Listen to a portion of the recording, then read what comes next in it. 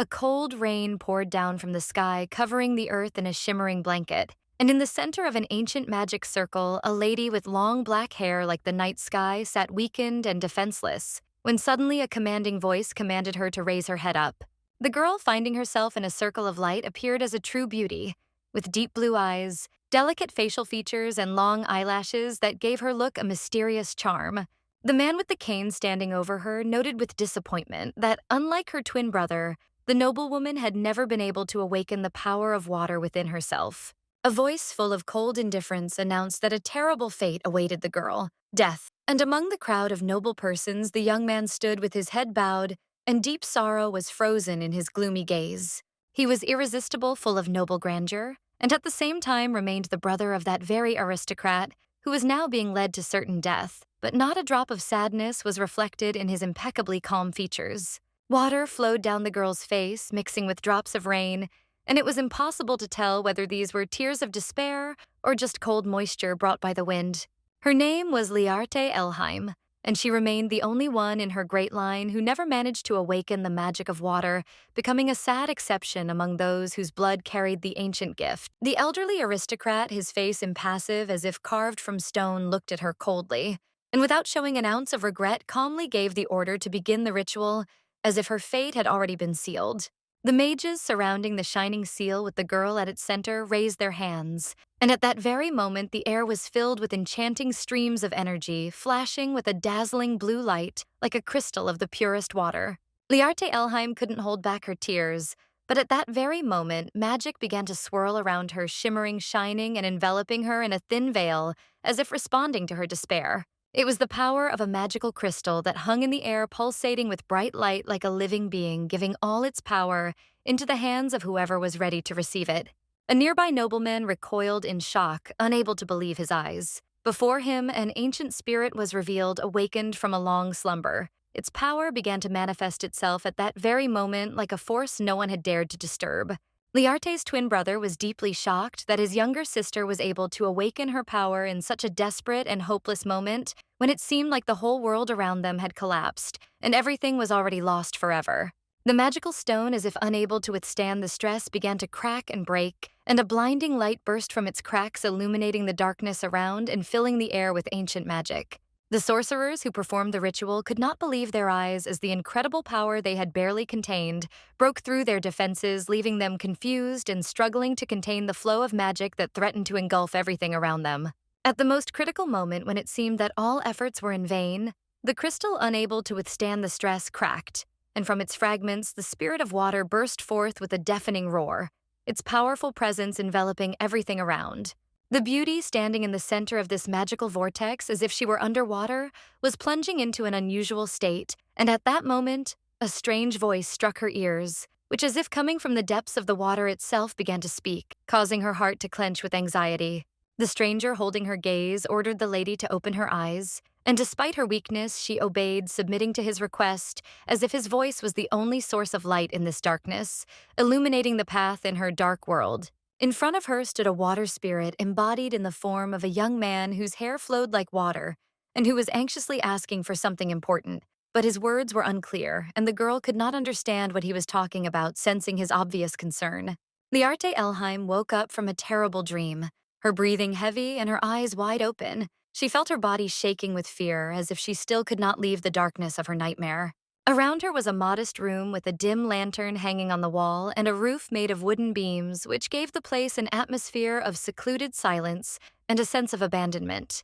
The noblewoman, shocked by the sudden situation, sat up on the bed, her heart beating faster and her mind racing, trying to figure out whether this was just a nightmare or whether everything that was happening was a reality in which she found herself at the most unexpected moment. Suddenly, a hand quietly and confidently leaned against the door, and the guest, looking around the dark corridor, cautiously asked if he could go into his sister's chambers to find out how she was feeling.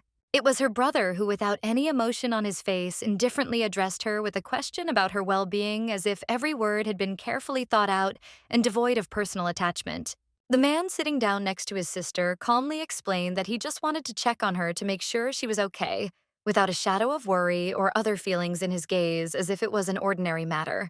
Suddenly, with inexorable force, a man's hand grabbed the lady's wrist, and she froze, unable to understand what was happening. feeling how a cold alarm engulfed her, and the space around her was shrinking. In a rude tone and with obvious irritation, Leonritius said that because of his sister, all his carefully thought out plans had gone down the drain, and now he found himself on the verge of despair, completely unable to control the situation. The boy looked mad as he said with fury in his eyes how much this relative irritated him. He hated her with all his being, and his words sounded as if they were bursting out, unable to be contained. The lady recoiled in surprise, her eyes wide with fear, and with a trembling voice asked again what exactly her brother meant, unable to believe what was happening, as if his words were not from this world. 3 years ago, the noblewoman, despite her fragility, saved her brother, taking the blow from hired killers, shielding him with her body, risking her life for him, and with this act proving her incredible devotion. Then the beauty was wounded, and the cousin had to put all his plans aside to treat his sister, forgetting about his own ambitions, and even his own well-being, giving everything for her recovery and salvation. Frowning, Liarte Elheim realized with alarm that she had probably somehow ended up in the past, and now everything around her looked strangely familiar, as if she had returned to a moment when everything still seemed real, but was no longer so. Without thinking twice, the aristocrat with unexpected determination slapped the impudent man's hand away, abruptly breaking free from his grip and regaining her independence, despite the anxiety raging inside. Liarte, with obvious irritation in her voice, rudely ordered her relative not to worry about her anymore, because she was no longer going to act recklessly and risk her own safety for the sake of others' interests, realizing her responsibility. For the guy, this behavior of the lady was a real shock, and in surprise, he asked her what she was talking about, not understanding what could have prompted her to change her behavior and statements so abruptly. Suddenly, in complete silence, the door slammed shut with a bang, as if the answer to all their questions, and the sound hung in the air like a harbinger of something important and inevitable. A nobleman entered his presence, felt like something important and powerful, and he ordered the young nobleman to follow him immediately, leaving no time for objections or reflection, as if everything had been decided in advance. The boy's father had brought with him people with special abilities, and the water spirit stone reacted in a strange and unexpected way, as if it had sensed the true power of these individuals for the first time, awakening a vague anxiety in the air. Without thinking twice, the aristocrat, leaving his sister sitting on the bed, stood up from his place, resolutely following the nobleman, his face expressing complete determination and a lack of hesitation, as if he had already made his decision. Before leaving, the man with blonde hair and distinct blue eyes looked at Liarte with disdain, his gaze filled with arrogance and cold condemnation, as if she was not worthy of his attention. The lady, however, did not look away, meeting his cold gaze with the same motionless expression, and responded in kind. Her eyes did not express fear, only confidence that her place was here, and no one had the right to judge her. In the future, when the stone split, the lady felt a strange sensation, as if something had taken up residence inside her body, breaking into her essence and awakening an unknown power that she had never realized before. Perhaps it was at that moment that the maiden awakened, a power passed down through generations of her family, ancient and hidden in her blood. She felt it slowly awakening within her, filling her with power, ready to act like an ancient energy biding its time. Resolutely clenching her hand into a fist, the woman felt her energy merging into one stream, as if her entire essence had gathered in this gesture, as if she was ready to let go of everything that had accumulated in the female soul. Raising her palms in the air, Liarte began to concentrate on using her power, feeling how every cell in her body responded to this impulse, how nature itself began to respond to her inner call. A soft, almost imperceptible glow appeared in her fingers, which soon began to intensify, and drops of water invisible to the eye began to gather in the air, forming small circles as if obeying her will. The magic quickly began to transform into a compact ball, sparkling with a soft light and feeling like something alive, as if the element of water itself had taken on a form capable of responding to its every impulse and movement. Liarte smiled happily as she realized that she had finally succeeded, and her power, despite all her doubts, took shape and began to obey her will. This was a true achievement for her, confirmation that she was capable of more. The beauty didn't know if it was a curse or a blessing, but her determination was clear. She was determined to leave her family's duchy without looking back, to find her own way and free herself from everything that kept her here. Her large eyes, full of determination and stubbornness, did not express the slightest doubt. They were hard as stone, ready to overcome any obstacles, despite the unknown that awaited her ahead. The horse-drawn carriage glided through the forest as if nature itself was making way for this journey. A soft rustling sound filled the air as if everything around sensed that this was the beginning of a new journey for Liarde, one full of uncharted horizons and hidden challenges. When asked by his companion, the young gentleman whose eyes were covered with a red ribbon calmly replied that he was fine without expressing the slightest worry, despite the strange situation he found himself in. The knight noted with a slight smile that Elheim had already guessed who could have sent assassins to kill the heir of their family, and curiously asked the master if he thought that the curse that had been weighing on him all this time would be lifted. The man shrugged his shoulders as if it was no big deal, and explained that they didn't have many options as only a water awakened could lift the spell from him, and they could only rely on this rare specialist. The guard smiled and stated with a touch of sarcasm that the imperial family had sent him a gift, to which the gentleman, restraining his irritation, replied that his comrade should immediately return the item back without delaying his reaction to this unexpected gesture. Behind the carriage, with silent determination, followed quietly the discerning guards ready to attack at any moment, if it turned out to be necessary, their eyes reflecting their readiness to protect their master at any cost. The young master was willing to give everything he had if only someone could lift the curse from him, and this thought was the only desire that mattered to him at that moment, encompassing him entirely. With the help of dark energy, the boy stopped the intruders, and their cries of pain broke the silence, as the power emanating from him suppressed them for a moment, as if the dark magic itself seemed alive and persistent. Taking off the blindfold, the boy revealed his red eyes to the world, empty and lifeless, as if they saw nothing but pain and loss, and with a cold expression, he declared that the motto of their Birch family had always been to defeat all their enemies no matter the cost. The castle standing against the sunset sky looked strange, and at the same time majestic with its crooked architecture, as if its creators were trying to personify their own imperfection. And next to it, there was a large house that seemed like a stone embodiment of strength. The man sitting in the chair looked up and asked curiously, "What brought a man named Mikhail Birscha to this place?" His words sounding like a riddle that hid something more than simple curiosity. The nobleman, whose eyes were covered with a ribbon, said with a slight smile that he had come here with one request. His voice was quiet but full of confidence, as if every word had been carefully weighed. Leaning his hand boredly on the arm of the chair, the aristocrat offered to send him away if his presence was undesirable, without showing any concern, as if the very fact of his arrival should not have caused any particular emotion. However, the handsome man held an official invitation in his hands, which, despite his relaxed posture, served as irrefutable proof of his right to be present, like an invisible wall that no one could simply break down. And so the nobleman, on the contrary, could not utter a word of protest, knowing that any protest against the presence of this man would be useless, since his position was supported by the force of authority that could not be challenged. This document, signed by the emperor himself and the representatives of the temple, was irrefutable proof that the guest who came here had a special right, and no one could question his intentions, for he was protected by the highest authority. "As cunning as a fox," Mikhail said with a slight grin that they seemed to be afraid of him. His words were full of irony, but they concealed a deep conviction that his presence here left no choice for others. The gray-haired nobleman, without wasting any time, ordered the aristocrat opposite to speak directly what he wanted, without complicating the situation with unnecessary words, for in this matter there was no room for riddles or evasions. Mikhail, shaking his head slightly, explained that he had gone completely blind, and that even the holy powers could not lift the curse that hung over him like a dark shadow, condemning him to eternal suffering.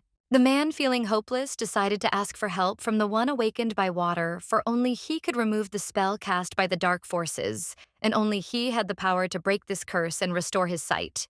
The old man, with a wise air, explained that it would be extremely difficult for the caster to remove such a powerful curse, and therefore it was necessary to give him the right to choose, to give him the chance to decide for himself what to do, for only he himself could understand the full depth of this test.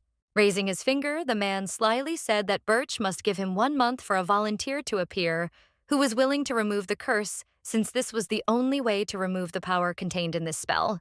The guy gripped the armrests of his chair, thinking hard, and despite his doubts, he still agreed, realizing that this was his only chance and that the time for reflection was limited.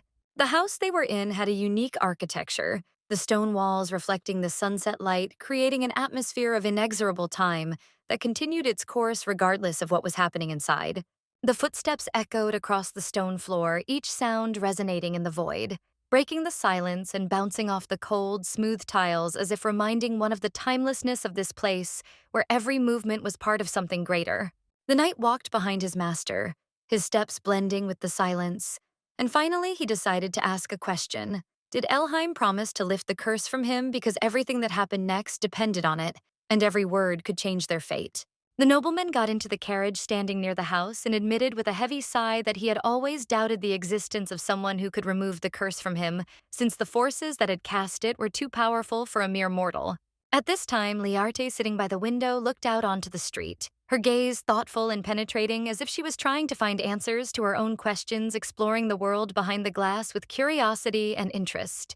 The guard standing at the door looked around, his gaze piercing the space, and he noticed that not even an ant was visible in the area, creating a feeling of strange silence and emptiness, as if the world had frozen for a moment. After this, the guy asked the man standing next to him with a smile whether he was going to continue staying there, or perhaps his presence had become unnecessary, as if checking whether it was time for the next step on their journey.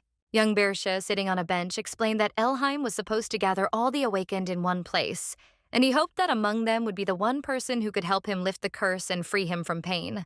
Mikhail chuckled and declared that this was exactly the reason why he should visit Elheim, and that he should use every chance to end up where the answers to his questions were possible.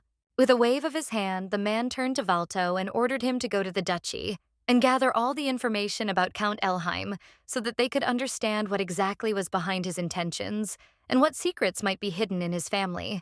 With a smirk, the knight bowed and obeyed his master's command, his movements confident and swift as if each action were part of a long-rehearsed ritual that he performed without further ado. Mikhail was left alone, sitting on a soft sofa in a luxurious room where the furniture was expensive and made with exquisite taste, creating an atmosphere of wealth and well-being in which it seemed he could drown if not for his restless mind. The boy found it difficult to control his ability, being completely blind. Feeling the power inside him begin to manifest, and despite all his determination, it still left him with a feeling of uneasiness, as if he was on the verge of losing control. The young man stood up from his seat, his gaze fixed on nothing, not fixating on any object. But it seemed to him that there had been an intrusion, as if something or someone had disturbed the peace of this place, but he could not say exactly what. The lady in the white cloak hiding around the corner flinched as her presence was revealed, her face previously hidden in shadow, now becoming clear to the boy's eyes, and a look of anxious concern flashed in her eyes. Dark energy began to form in the boy's hand. It manipulated and wriggled like a living creature ready to break out and fulfill its will, filling the space around him with a strange aura of tension and anticipation. The noblewoman quietly said that she was not the assassin, nor was she the water awakened, sent by Lord Elheim. Her words were calm, but there was a hidden worry in them, as if she was trying to figure out how his words would affect the situation. The guy froze in shock when he realized that the stranger was not emitting the stinking smell of water that he expected, but a clean and pleasant aroma like from a spring, fresh and invigorating, which immediately confused him and made him doubt his expectations. The lady stood awkwardly in the room, not knowing what to do next, her gaze darting around the room, trying to find at least some trace or answer to understand how to behave in this unpredictable moment. But her thoughts could not be collected into one whole. Birce, unable to resist, asked the stranger why she had come to him. His voice was calm, but his eyes showed wariness, like a man who is ready to face any surprise but does not want to show his emotions. The noblewoman suddenly declared that she could help the man remove his curse. Her words were decisive, but there was no extra confidence in them, as if she herself did not know what would happen exactly if she took this step. In response, she also asked if she could restore his sight, what he was willing to do for her in return. Her voice sounded sincere, but a thin thread of doubt slid through his intonation, awaiting a reaction from the man. Smiling slyly, he tenderly kissed the lady's palm and confidently declared that he was ready to do anything for her. His words sounded as if he was offering all his heart and strength, ready to fulfill her every whim. The guy leaned closer to his night guest and promised that he would give her everything she wanted. His voice was soft, but there was a determination in it, like a man who was ready to do anything to fulfill her desires. Liarte stood up, standing decisively in front of the handsome guy, and firmly stated that first she needed to assess his physical condition. Her gaze was serious, and there was a determination in it, as if she did not allow herself to miss. Reaching forward, she quietly but confidently said that she wanted to remove the blindfold from the nobleman's eyes. Her movements were precise, as if honed over the years, smooth and confident, and her voice sounded as if she knew exactly what she was doing and why, without any doubt in her actions. Slowly, she began to untie the ribbon from the man's head. her fingers carefully touching the fabric, trying to gently remove the bandage so she could see his face for the first time. And with each movement, the tension in the air grew, creating the feeling that time had stood still. The maiden did this for a long time, explaining that the knots on the fabric were too tight. Her hands moved carefully but decisively, as if each movement required time and patience, so as not to damage the fabric and not to rush the result. The guy could have said that he could have untied the knot himself, but for some reason he didn't voice it, leaving silence between them as if his thoughts were distracted by something greater than a simple action that he could perform himself. He enjoyed the gentle touch of the lady's hands, and this feeling penetrated him like a thin stream of warmth, creating a strange sensation that her every movement left a mark on his soul that was not so easy to erase. Finally, the ribbon fell, and the boy looked at the girl in front of him with his empty blind eyes in which there was not a hint of light. His gaze was cold and lifeless, as if he no longer existed in this world, but only existed in the dark abyss that engulfed him. His eyes were red and dangerous, like those of a predator, and their gaze pierced her through and through, leaving the feeling that she was standing on the brink of something terrible, where every second could be her last, and the air around her was filled with tension and a silent harbinger of trouble. Inside them, in their pupils, there was a darkness hidden like the curse of strong chains that could not be broken, a black energy that filled the male soul, ready to burst out at any moment and devour everything around. The lady froze in shock, not believing her eyes because it was terribly strange, terrible and unimaginable, as if the whole world around them was disappearing, leaving only this darkness that could swallow up everything she knew. The man had been cursed with dark magic, and it seemed to have fatal consequences. The dark forces that bound him were leading to his inevitable death, and she could feel how this curse was squeezing his soul ever more tightly. It was different from a normal curse, and the 7 seals that surrounded the magic only strengthened its impact, turning the magic into something more dangerous, which became more powerful and uncontrollable with each passing moment. Birsha asked how the man from the Elheim family could know about such a thing. His voice sounded wary, and there was confusion in his eyes. He did not expect that anyone in this world would be aware of something so dark and forbidden. The noblewoman shrugged as if powerless to change the course of events, and quietly explained that this was how it all happened. Her words were restrained, but they conveyed a hidden pain carefully concealed behind an outward composure, as if she had already resigned herself to what could not be changed. The truth was that she had read forbidden books in the past when she still hoped to receive love from her family, and that was her mistake, which she could no longer correct. But she could not give up on this dream of acceptance and recognition.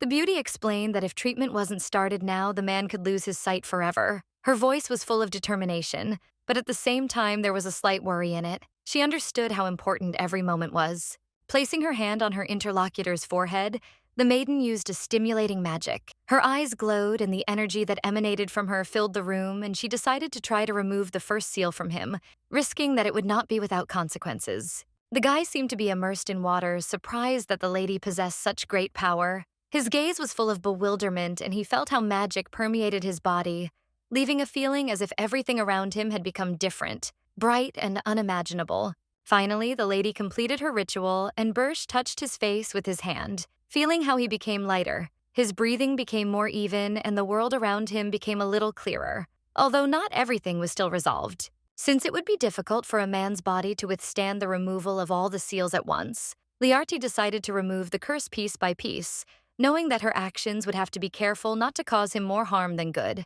Pulling the hood over her head, the girl said that she would come tomorrow and they would remove the second seal. Her words sounded confident, and there was a firmness in them that was impossible to ignore. She left him no choice but to wait. The man who was sitting on the sofa with a smile admitted that he would wait impatiently for his interlocutor to arrive. His eyes sparkled with anticipation, but inside he felt a growing anxiety. He did not know what to expect, but he could not hide his interest. The lovely Liarte said goodbye to the boy before leaving, stopping at the doorway. Her feminine gaze was focused, and her movements conveyed a determination that spoke of her being completely dedicated to her goal, not allowing anything to distract her from her path. In the aristocrat's hand was the red ribbon that had been removed from his eyes, its edges still warm from his skin, and the object itself felt like a memory of what he had just experienced, like a reminder that his world would now be different. He didn't understand why the mysterious stranger somehow attracted him to her, but something in her presence awakened feelings in him that he didn't know how to deal with. In a past life, half of the Elheim Duchy's territories burned down in a terrible war, and all of this happened because of the cursed Bircha, who was a blind madman who sought destruction without knowing the consequences his actions would bring. And all this happened because of the damned Bursch, a blind madman who thirsted for destruction, not realizing that his madness could lead to a catastrophe that destroyed everything that was dear and that seemed untouchable, leaving only ashes and devastation. Then the girl's family also went crazy, grabbing her by the shoulders in a desperate attempt to find a way out, deciding that her death could awaken the power of the water stone capable of saving their lives and bringing back lost hopes. But it was Liarde, not her twin brother, who became the owner of the water crystal, which was an unexpected and fateful turn of events that changed not only her life, but the entire course of their family's history.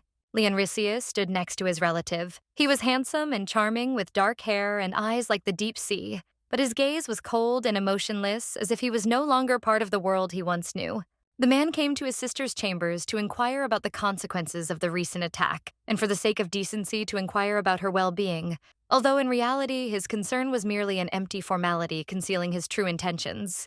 The noblewoman, tucking a strand of hair behind her ear with a barely noticeable expression of displeasure on her face, calmly asked what her brother cared about her at all, as if her life were just a toy in his hands, not deserving of his attention. The boy clenched his fist in anger, feeling his anger grow as the gentle Liarte dared to confront him without showing him due respect, and this reminder of her independence only increased his irritation.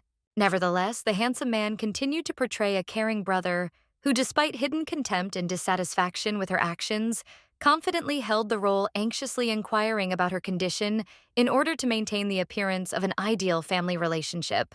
With a coldness in her voice, the aristocrat stated that Leonrisius had only acted this way because he needed her magical power, and that all his concern was just a hypocritical game hiding his true motives. The boy had no choice but to silently leave the room, leaving her behind, and he stepped into the corridor feeling how difficult this action was for him.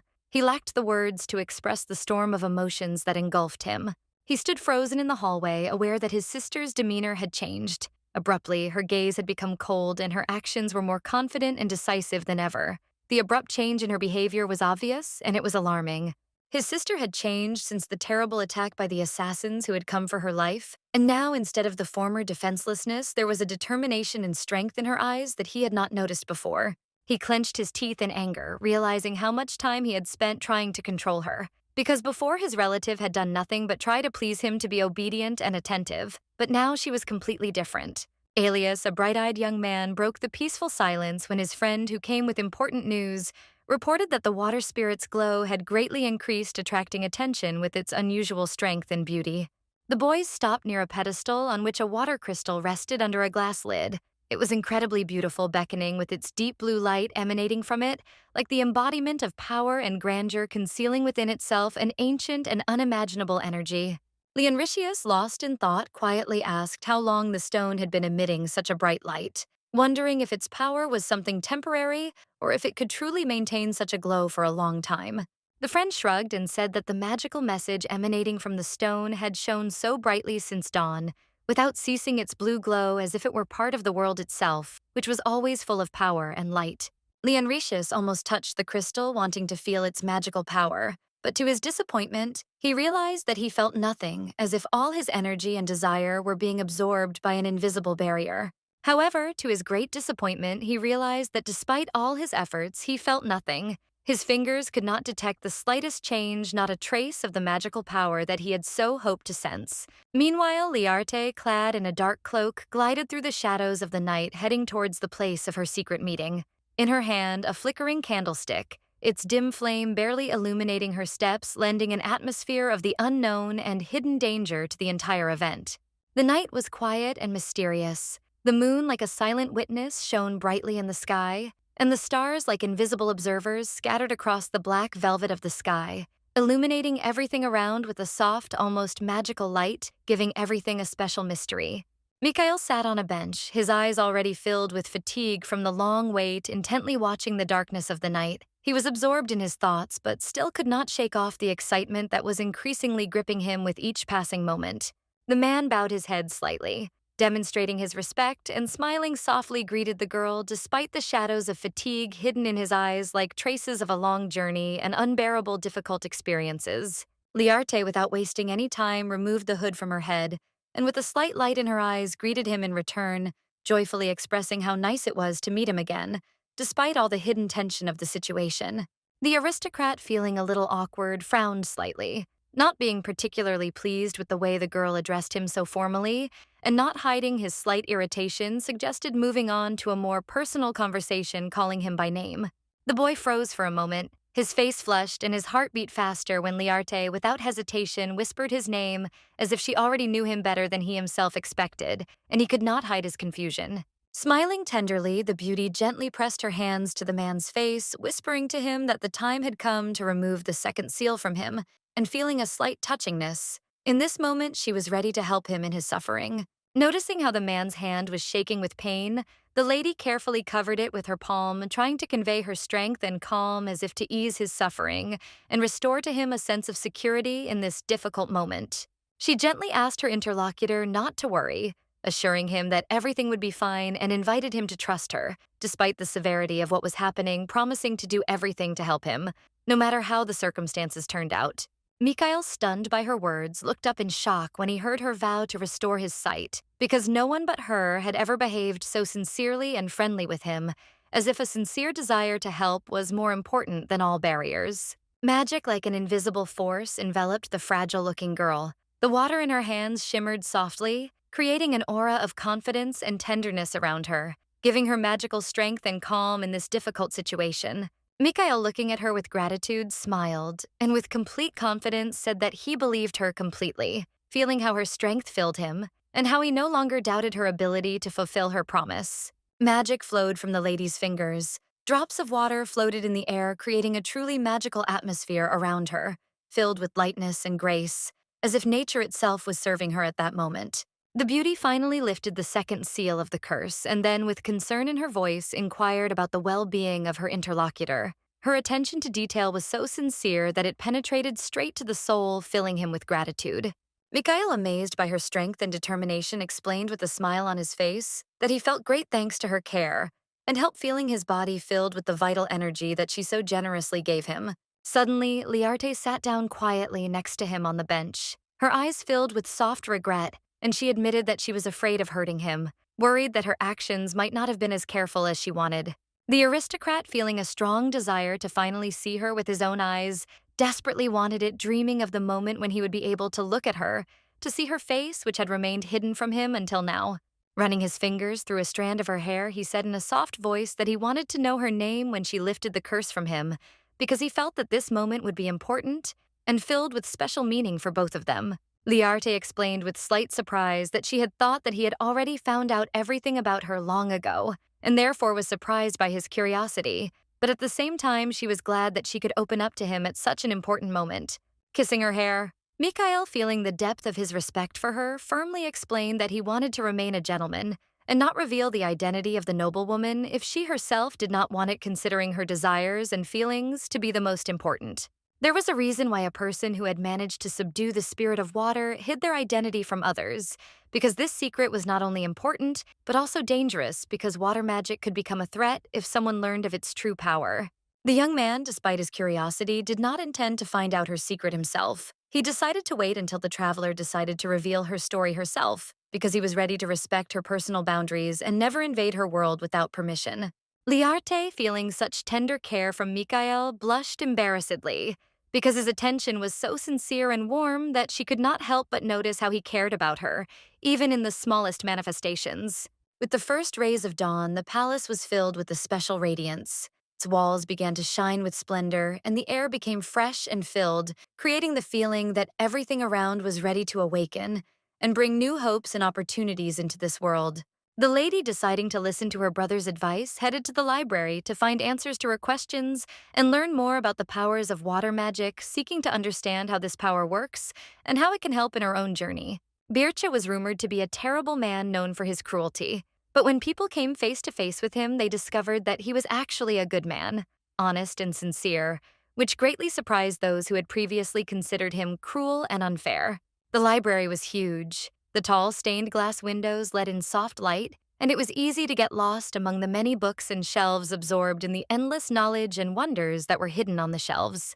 Liarte missed the library as she hadn't been there for a long time, although she loved reading and immersing herself in the worlds that opened up before her on the pages of books. where she could forget about all her worries and simply enjoy the silence. Once upon a time, she secretly went to buy books, hiding from the eyes of her relatives, fearing that her passion for reading would be condemned because she knew that they did not approve of her desire for knowledge and often scolded her for it. But when the ladies were discovered in the library, she was severely punished for such behavior because it was believed that a girl should only do what corresponded to her status and the roles prescribed by society, and not be absorbed in books and learning. Liarte slowly ran her fingertips over the spines of the old dusty books, carefully searching among the many tomes for the one that contained information about the awakened whose element was associated with water, hoping to find answers to her questions.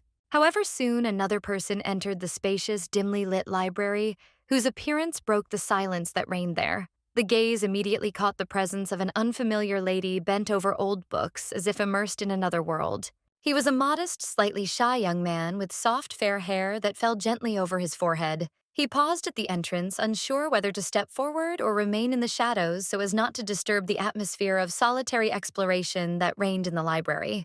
He was wearing large glasses and his face was covered by his hand as if he was trying to hide his embarrassment. He addressed the beauty quietly and respectfully, avoiding her gaze, which only emphasized his awkwardness in this situation. It was Viamin Elheim, a relative of Liarte, a quiet and shy boy who always tried to remain in the shadows, preferring peace and solitude to noisy society, despite his family ties. In their family, where traditions and kinship ties were especially strong, she had 3 older brothers, each of whom had their own unique character, leaving a bright mark on her life and shaping her own perception of the world.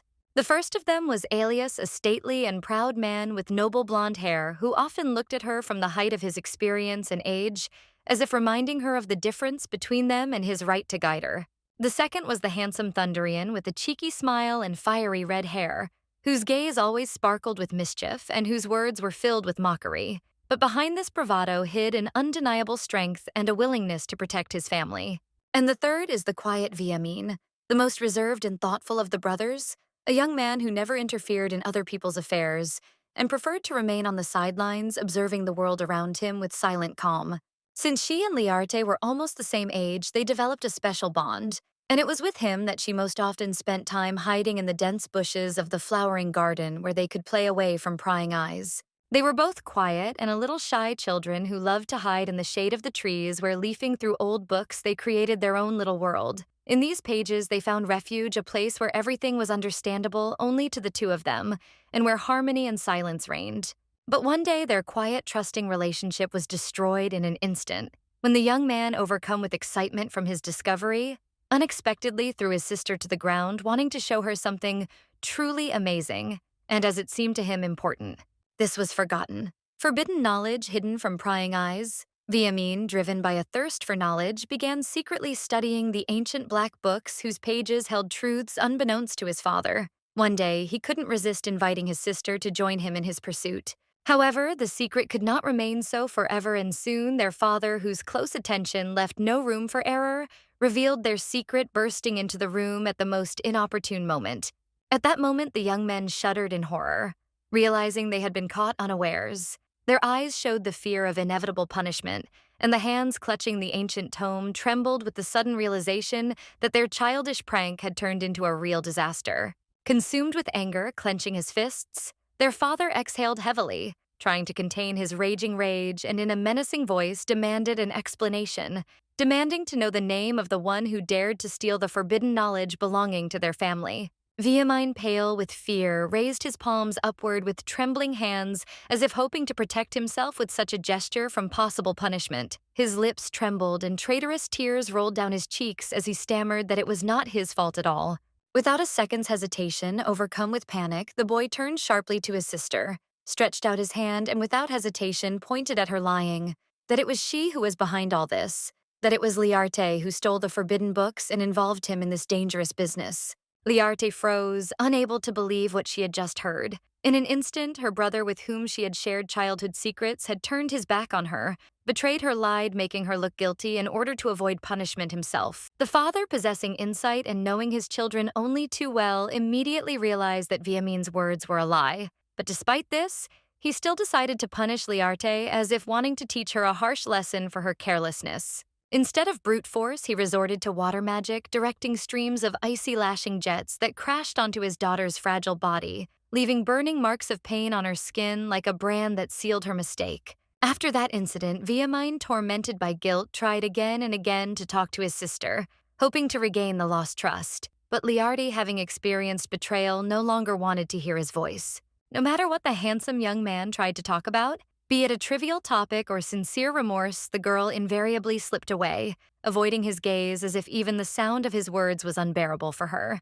leaving a heavy silence in the air. And now, among the shelves of the ancient library, the man once again, for the umpteenth time, tried to speak to his sister, clenching his fists in fear that, as before, she would simply turn around and run away without even giving him a chance to say a word. He awkwardly looked away, trembling all over, and timidly asked how she was feeling, his voice barely audible as if on the verge of a breakdown, and he hoped that she would not notice his inner turmoil and anxiety, which were impossible to hide. The noblewoman answered him rudely and with contempt, almost as if mocking him, asking how he dared to appear before her and show his dirty and disgusting face as if it was not worth hiding, and there was no need to pretend. The young man did not expect such a sharp answer and was stunned, standing in complete bewilderment, not knowing what to say, because his reaction to her words was the complete opposite of what he imagined and how everything could be. Liarte changed a lot after she experienced death, and since then she became a completely different person. Forgetting all her previous beliefs and values, she began to look at the world with different eyes full of difficult experience and pain. Viamine complained that he was shocked and worried to hear what had happened to his sister, but she ignored him and simply walked past him sadly coldly, declaring that she had no time for idle talk. Finally, the young man, overcome with a feeling of deep guilt, shouted that he sincerely repented for his childhood mistake, that he had always wanted to apologize to her, but had not found the time or opportunity to do so. And now, at last, he decided to confess his feelings. However, before he could finish, the lady interrupted him sharply, uttering a firm and unyielding no, as if her decision was final, and nothing could change her mind, and she had long since closed the matter for herself. She turned around and glared at her brother with contempt and fury, explaining to him that all these years he had been looking out for his own interests only, and that his confession looked more like an attempt to get rid of guilt than real repentance. The women's shoes suddenly stopped, and standing there, she began to think that perhaps she should rethink her actions. Had she really been wrong? Had she really not seen the whole picture all this time and been mistaken in her decisions, making them based on her own feelings? The beauty, with a subtle irony in her voice, began to say that Viamine always strived to be a good boy in the eyes of their father, despite his mistakes and weaknesses, hoping for the approval and recognition that he so badly sought in his eyes. The guy, swaying with excitement and emotion, tried to justify himself, but the words stuck in his throat, and he couldn't utter a single sound, realizing how hard it was to be understood when his whole life seemed to have turned upside down in one moment. Before leaving the lady without turning around, sternly added that she no longer wanted to know anything about her brother, that she was completely closed to him, and to everything connected with him, as if there was no past or common connection between them. The young man couldn't let her go, grabbing her wrist with such force that she didn't even expect him to dare to do such a thing, trying to hold her back despite all the coldness and indifference that she radiated towards him. The aristocrat immediately, with a cold gaze and a quick movement, slapped the stranger's hand away, feeling disgust at the very fact of touching, as if her personal space had been violated, and it was absolutely unacceptable for her. She bit her lips with restraint and some disdain, and taking a step back indifferently pointed out that he should continue to be that ideal boy in the eyes of others, try to remain a good child without unnecessary ambitions and pretensions. Viamine stood alone, his hand outstretched as if expecting his gesture to be understood and accepted, but in his eyes there was only desperate melancholy, as if he could not find a way to understanding, left alone with this insurmountable barrier. Night fell, and the majestic towers of the mansion, like silent witnesses to these events, seemed even more gloomy and ominous, absorbing the light and reflecting deep, inexpressible emotions, as if darkness itself had decided to envelop this world. Mikhail, arms folded across his chest, thoughtfully discussed the Elheim family's magic stone, pondering its meaning and the hidden powers it might hold, like a key to ancient secrets hidden for centuries. Valto, bowing before the gentleman, began to tell with respect everything he had learned about the Duke, trying to convey all the information he had collected, carefully concealing all the details that could harm his reputation.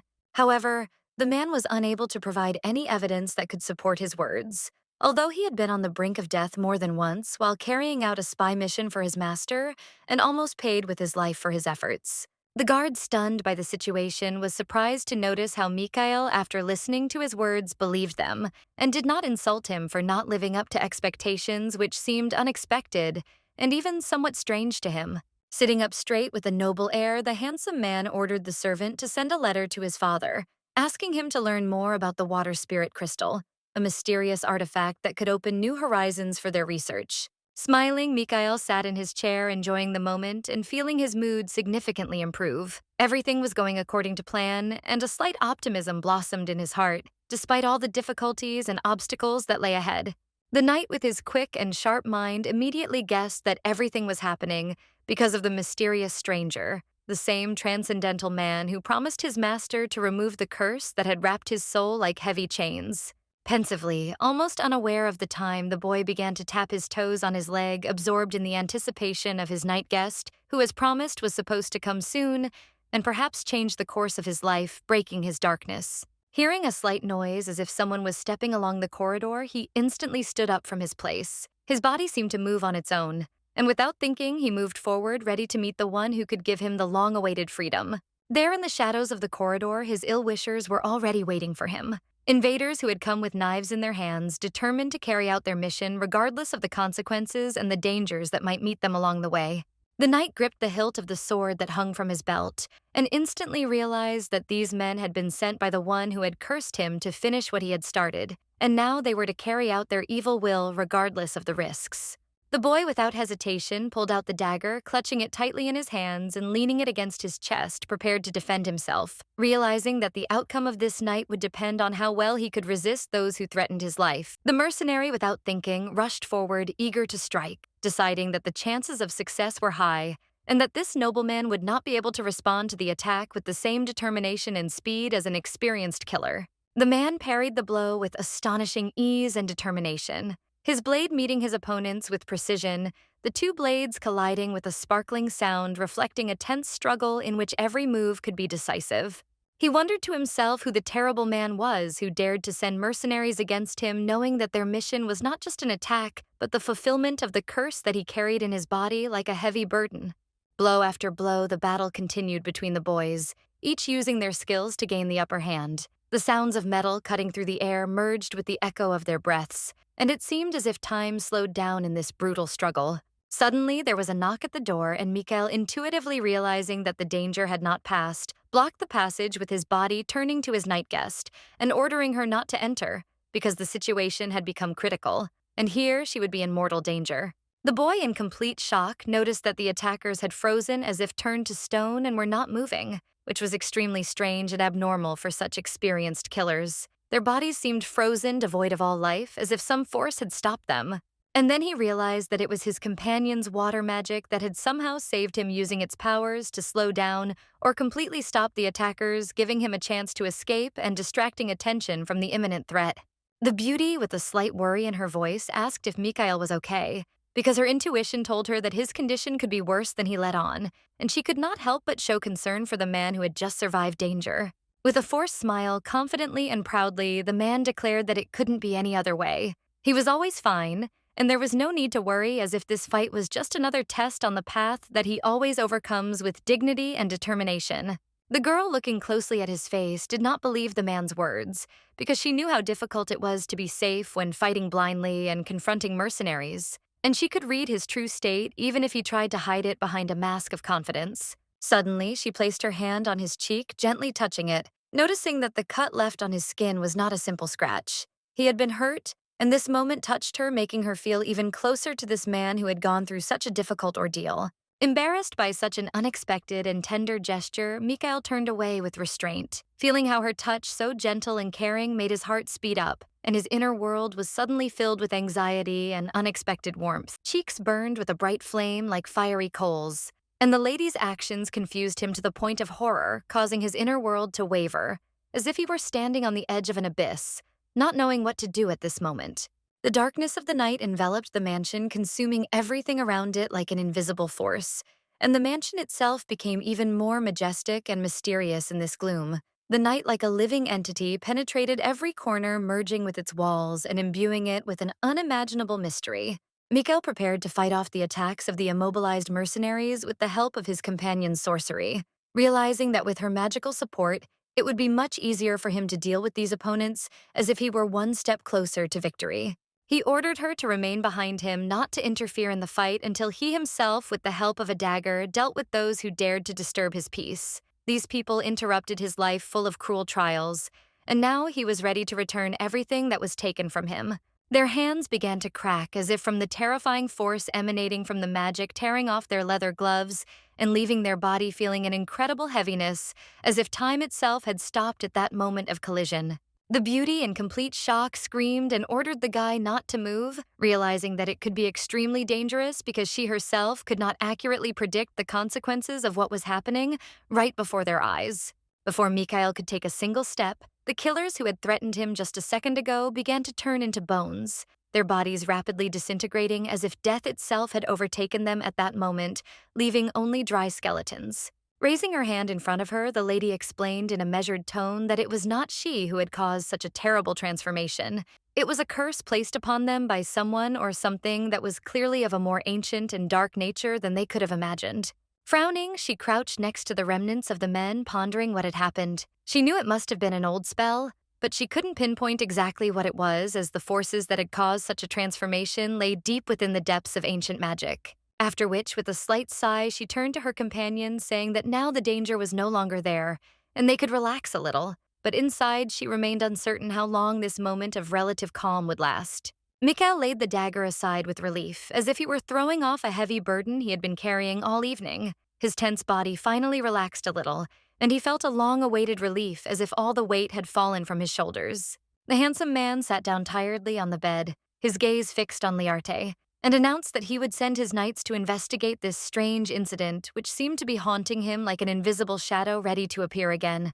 Liarte, with a slight smile on her lips, said that today she would remove another seal from the body of her interlocutor, as if adding lightness to the tense atmosphere, although her words sounded at the same time restrained and confident like a spell. The man blushed, realizing that everything she said was more than just a metaphor. He agreed with her, knowing that they should begin the ritual to finally sever this magical connection and free themselves from any possible consequences. The lady cast a magical spell into the air and began to heal the aristocrat, her hands moving softly, emitting a mysterious radiance that filled the space around them, giving him a feeling of calm and strength. The boy, closing his eyes, felt the healing flowing through his body, the magic freeing him from part of the curse, and he felt the dark forces slowly leaving only lightness and clarity in his mind.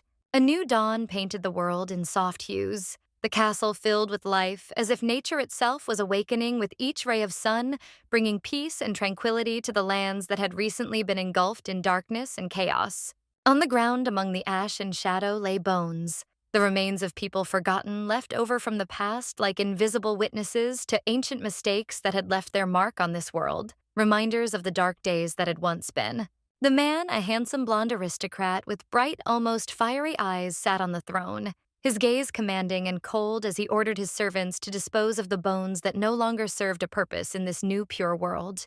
This was Lucas Franz, the crown prince of these lands, a man whose name was associated with rebirth and the restoration of order, and who now stood on the threshold of a great change, ready to lead his lands into a new era.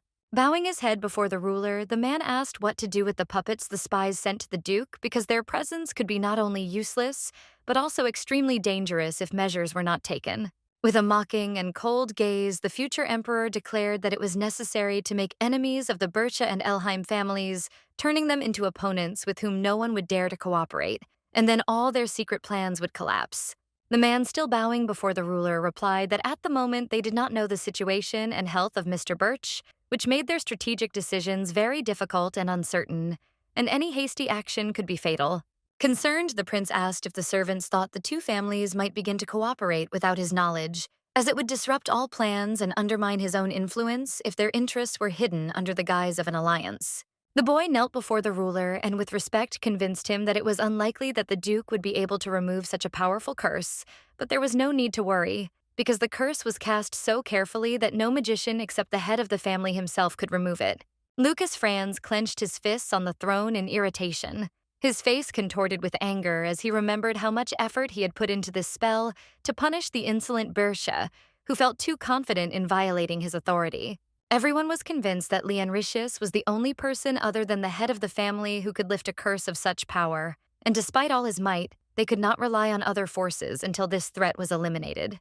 The order was given, and the ruler narrowed his eyes, his mind already formulating plans. He urgently needed to find a pretext to visit the duchy as soon as possible to ensure that his enemy was still under control. Light filtered through the door like rays of the morning sun, reflecting the vibrant colors of the plants by the window that filled the space with life, but nothing could hide the anxiety in the heart of the ruler ready to act. The men of the family sat around the table, their faces serious as they began to discuss the important news about the spirit stone, which had been acting strangely lately, causing everyone to worry about its possible unpredictable power. The blonde-haired young man said that the awakening of the power of water was just around the corner. His words sounded confident, but there was something more hidden in his eyes, as if he already felt that not everything was as simple as it seemed at first glance. Viamin sat modestly in his chair, looking down at the floor, feeling embarrassed and awkward, as if he couldn't find his place in this important discussion, even if his thoughts were filled with questions and confusion about what was happening. Leonritius stood silently in the room, his empty gaze showing no emotion, and not a single spark of joy flickering on his face. He was absorbed in his thoughts, which, like dark clouds, hid everything around him, consuming him completely. A strange thing happened recently when a young man approached the maid and asked where his sister had disappeared to. The sweet lady replied that she didn't know, which added even more doubt to his heart, as if she was hiding something important. Leonritius flinched when a strange voice suddenly sounded sharply shouting his name, and thus bringing the man out of deep thoughts, forcing him to return again to this reality where uncertainty and great danger lurked. The young man turned to his father, asking what he wanted, his voice full of curiosity and perhaps genuine concern, realizing that events were beginning to unfold rapidly and required immediate action. With a smile, the old man reminded his son that he would soon be a grown man, and therefore the time had finally come to find him a husband. This was not only his parental duty, but also an important step for the family's future. The handsome man with blonde hair suddenly began to take out a letter from his clothes, attracting the attention of everyone around, as if he knew that every gaze was directed at him, and now he had to open the contents. It was a letter from the crown prince, who was planning to visit them soon to discuss important matters. Everyone understood that the visit could be not only official, but also fateful for their family. It was quite possible that he would propose an engagement to the princess herself to their family, and this could be an excellent opportunity to strengthen political ties. But as always, there were still many unknown intrigues hidden behind it. The young man looked down indifferently, saying he didn't care about his wife or the royal person. However, without hiding a slight doubt, he noted that the princess might be a good candidate if fate so willed. The little girl had shown an interest in him since childhood, when they were still children, sitting under a large tree and talking about what seemed important at that moment, not knowing that their future destinies would be connected as they grew older and time passed. She was a cheerful and sweet person, always a happy and energetic blonde with bright red eyes that seemed to sparkle with every move she made. Her presence lit up any room, making everyone around her feel better. However, even more attractive was Liarte, his younger sister, who always remained quiet and modest, not attracting unnecessary attention to herself, but something changed in her behavior as she grew older, and this could not help but alarm him. Now, as if something had grown cold in her soul, Liarte became distant, and increasingly she did not follow her brother blindly as she had before. Something hidden and complex now pulled her aside, forcing her to remain in the deep shadows. Folding his hands on the table, the man wondered when it would be best to invite the crown prince to their home to arrange a meeting that could change their destinies and add clarity to all the questions that hung in the air. The father of the family decided to invite the ruler to an important event that would be dedicated to the Bircha aristocrat, hoping that it would be a good opportunity to strengthen ties and high-level communication, which was so necessary for their family reputation. With a smile, the man said that a grand banquet would be held that night where all the best guests would gather, and that during the day there would be a hunting competition, which would be an excellent opportunity for conversation and for demonstrating the strength and skills of the participants. The man's hand rested on the blue bed, his body tense in anticipation, and time continued to tick. Now that many days had passed, the dam boy only had 2 final seals to remove, meaning he was already on the path to his long-awaited release.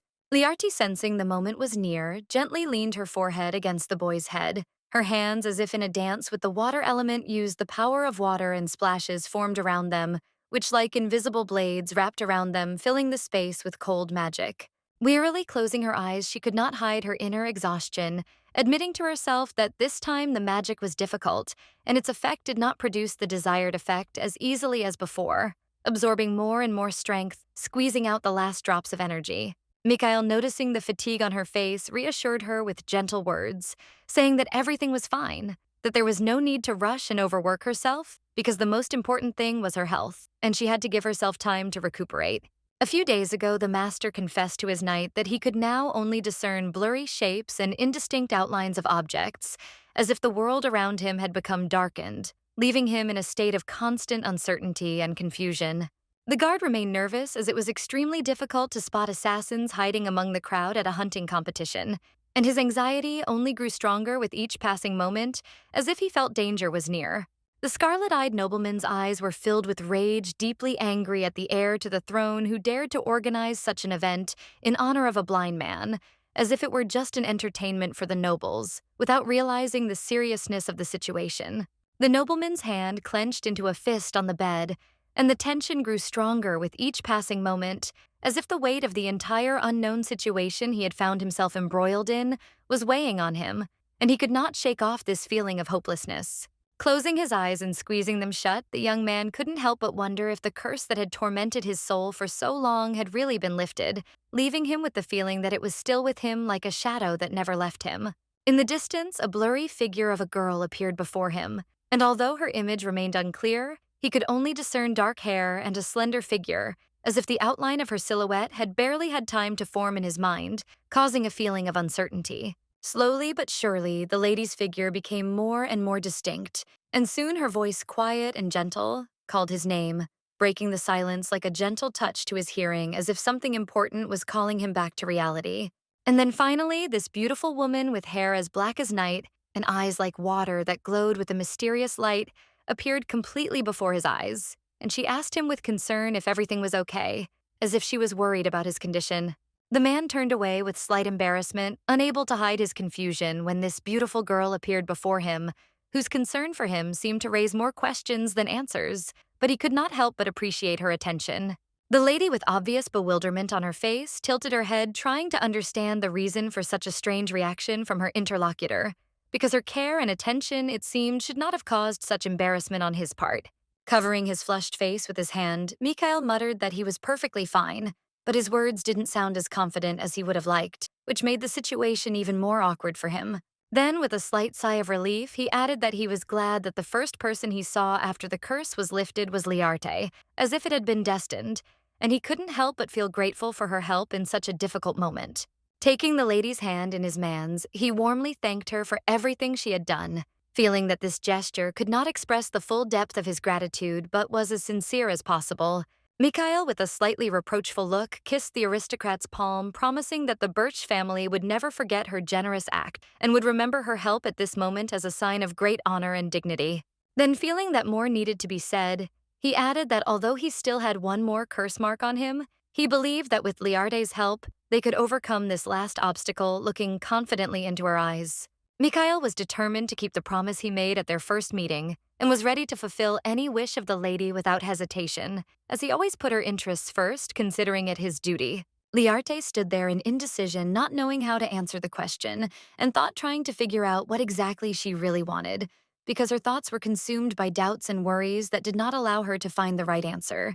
The aristocrat did not want to repeat the mistakes of the past and doubted whether Mikhail would provide real help, whether his intervention could be truly useful in the current situation, which remained a big mystery to her. Suddenly, she made up her mind and, sighing heavily, confessed to the nobleman that her real name was completely different, because deep down she considered herself a disgrace to her family, despite all her efforts to hide this fact from those around her.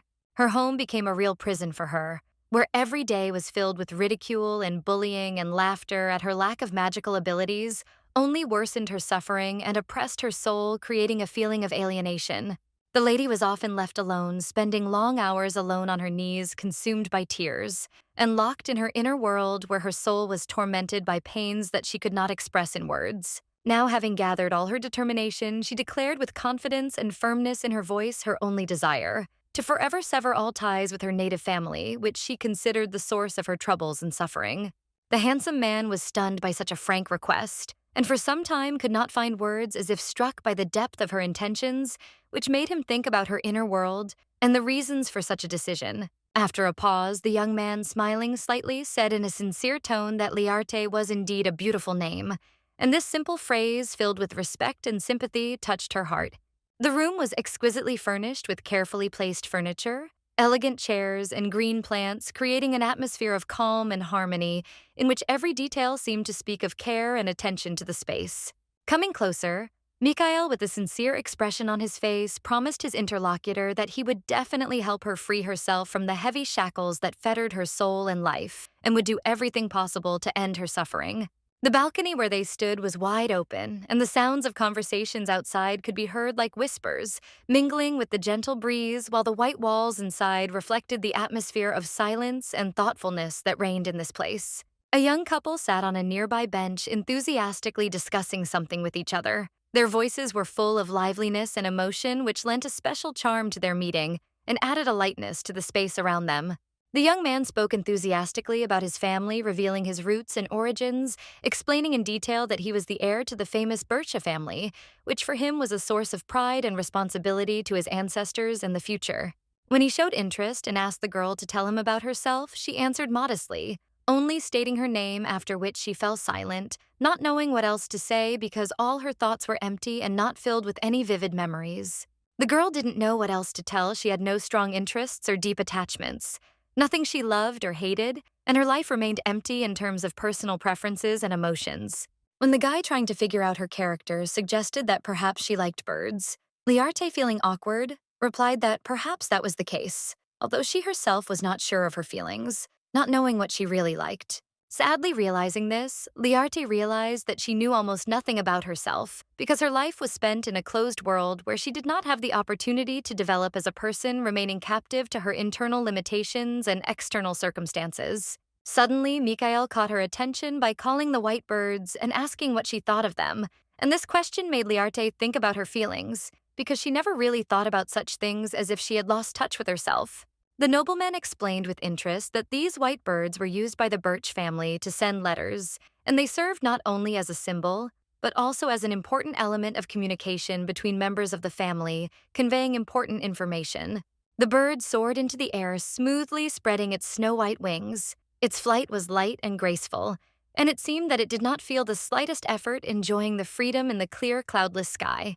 Suddenly, she landed on the girl's shoulder, chirping cheerfully, and her small body, so fragile and sweet, attracted attention, adding even more comfort to the atmosphere between them. This moment became special, as if nature itself had gifted them with this moment of silence and harmony. With a smile, holding the little creature on her fingers, Liarte joyfully said that she really liked this bird, and her eyes lit up with genuine affection, which she had not felt for a long time, because this simple meeting awakened feelings in her. Liarte would have been happy to leave her home right now, but she understood that as a minor, she could cause trouble for the Birch family, as the emperor and the empire itself could interfere in their personal affairs. The young man, looking at the lady, stared at her as if he saw no problem in her decision, as if the indignation associated with the possible consequences were alien to him, and his self-confidence was obvious. The handsome man thought to himself that he would leave these lands as soon as the hunting competition ended, but he could not leave Liarte alone because her safety and fate were important to him, and he could not leave her. Suddenly, the nobleman stood up and offered her, as soon as she came of age, to leave the Elheim family and start a new life free from the old shackles, which seemed to be her only chance for freedom and a new path. An agreement was reached, and as soon as it was formalized, the birds took to the air, flying out of the open balcony and soaring into the sky as if symbolizing a new stage in Liarte's life, full of hope and change. The men's boots stopped right in the middle of the road, and the aristocrat slowly looked up as if not noticing those around him, immersed in his own thoughts, but his presence could not go unnoticed. He was clearly a man to whom one should listen. With a smile, the man with fiery red hair said with a touch of sarcasm that in this place, despite all the efforts and changes, nothing had changed, and his words sounded like a reminder of eternal truths and the immutability of some things. The young man walked forward with confidence, heading towards the large mansion where his family was waiting for him, ready to welcome him back after a long absence, and every step brought him closer to the moment of reunion with those who were so dear to him. The nobleman's name was Thunderian, and as soon as he stepped into the house, he was immediately greeted by his white-haired brother, standing in the hallway, his gaze full of expectation, his face expressing joy at the imminent reunion. The Duke's second son, noticing the appearance of Thunderian, did not hesitate, waved his hand, and with mild interest inquired about the state of the spirit of the Waterstone, about which there were many rumors and about how things were going with this mysterious creature. Thunderian stood out among his family because he always wore a smile on his face and his hair dyed a bright red, made him even more different from the others, emphasizing his individuality and dislike of tradition. Moreover, Thunderian went to the palace specifically to win the heart of the sweet princess, because his goal was not only to serve his family, but also to win her favor, which became an important and exciting task for him. The man responded modestly, noting that the spirit of the stone behaved as usual, completely unperturbed, and did not make a single noise, continuing to remain silently in its usual silent state. Thunderian loudly stated that he was an extremely busy man, and for this reason he could not afford to visit his sister as often as she might have liked, since his duties did not allow him time for personal visits. A huge mansion with majestic trees arranged like mighty pillars stood as if protecting the peace of this place where time was subject to its own rules, and nature reigned in its strict but harmonious order. The stone, with its bright and amazingly beautiful glow, illuminated the entire room, and the water, reflecting its light, filled the space, creating an incredibly beautiful spectacle, as if nature itself were revealing its secret wonders at this moment. Thunderian stared in shock at this incredible sight, as the stone had previously been much calmer and its behavior was predictable, but now it was clearly going beyond what could be expected. He raised a trembling hand, afraid to even touch this mysterious light that filled the space around him, as if nature itself wanted to show him an unknown miracle, but he did not dare to disturb this moment. The awakened ones from their family did not create water on their own, but they could easily control its movement as if they were masters of this element, controlling its flows at will and directing them in the desired direction. The magic of the stone grew more and more powerful. Its light grew stronger, and bright splashes of water emanated from it, as if the stone itself was trying to release its hidden power, which now overflowed the space around it. Brother Thunderian, slightly squinting his eyes from the bright light, cried out in surprise, not understanding what was happening to this mysterious crystal, which seemed to be on the verge of transforming into something completely new and unpredictable. The fog was everywhere, and there, in the distance, in the shining light, the silhouette of a man appeared, as if the very air around had taken shape, and from it a figure had emerged whose presence disturbed the calm of this strange and mystical moment. It was a young man whose hair seemed to have been pulled from the water itself, light and transparent like waves that carried him through space without disturbing the harmony of this world in which he found himself. An incredibly handsome boy, his eyes sparkling with a living light, looked curiously at the strangers in the room. He himself was a water spirit whose presence felt both natural and mystical, like the magic of the elements themselves. Raising his hand in the air, the young man nevertheless looked somewhat older than his years, as if he had the power of antiquity hidden within him, as he asked where the awakened man who had caused him to appear in this place was. Elheim, shocked by what was happening, froze in surprise, not understanding what kind of strange creature had appeared in their house and what it had in common with those forces that had previously seemed to him only myths. Meanwhile, Thunderian stood nearby, trembling with fear, for such strength and power as this youth's could not belong to an ordinary person. The man felt that something far greater and more dangerous stood before him than he could have imagined. This boy, the spirit of water, seemed to be both a monster and a deity, surrounded by the water element, as if nature itself had submitted to him, and he was its embodiment. So powerful and mysterious was his presence. A member of the Elheim family, unable to contain his emotions, loudly asked the stranger who he was and why he had appeared in this house, because everything that was happening seemed incredible and disturbing, like something that was beyond the ordinary. The water spirit frowned and replied that he had asked, first calling his interlocutor impudent since his patience had run out, and he was not going to hide his irritation, believing that he should no longer be asked questions without respect. The young man screamed in terror as waves of water suddenly attacked them, quickly engulfing them and making them feel like the world around them was changing, as if the elements themselves had decided to intervene in their fate, leaving no chance for salvation. Like tentacles, the waves grabbed the boys, immobilizing them and holding them in their powerful grip. The water spirit was clearly displeased, his actions full of rage, as if he wanted to punish them for their misunderstanding or disrespect for his power. The young man haughtily replied that he was the 10th weapon and the first assistant of famous people whose names have entered into legends, leaving a mark in history, as powerful and unsurpassed masters of their arts, wielding unimaginable power. Thunderian's eyes widened in shock, realizing that the people the boy had named were the original wielders of the Power Stone, the ones who had once wielded this unique power and whose actions had determined the fate of entire worlds. With a smile, the youth mockingly confirmed the suspicions of her companions that he was the King of Spirits, the embodiment of strength and power whose power extended beyond the visible, allowing him to rule all the elements and those who obeyed them. The boy, with feigned nonchalance, began to approach the boys, mocking them that for the descendants of such a strong family as theirs, they looked too weak, as if nature itself had not spared their legacy, leaving only shadows of their great ancestors. With a wave of his hand, the King of Spirits released his captives, but his voice was insistent and full of malice when he asked where the man who had awakened him was, for his appearance in this world seemed to him an unexpected and unpleasant disturbance of his peace. The men fell to the floor, trembling with fear, their bodies gripped by a terrible premonition, and they could not move, afraid of what might follow, because every step they took could be their last in this terrible confrontation. Thunderian, looking up in horror, realized that if they remained silent, this boy could actually kill them, because to him they were nothing more than simple ants that he could easily destroy without a second thought.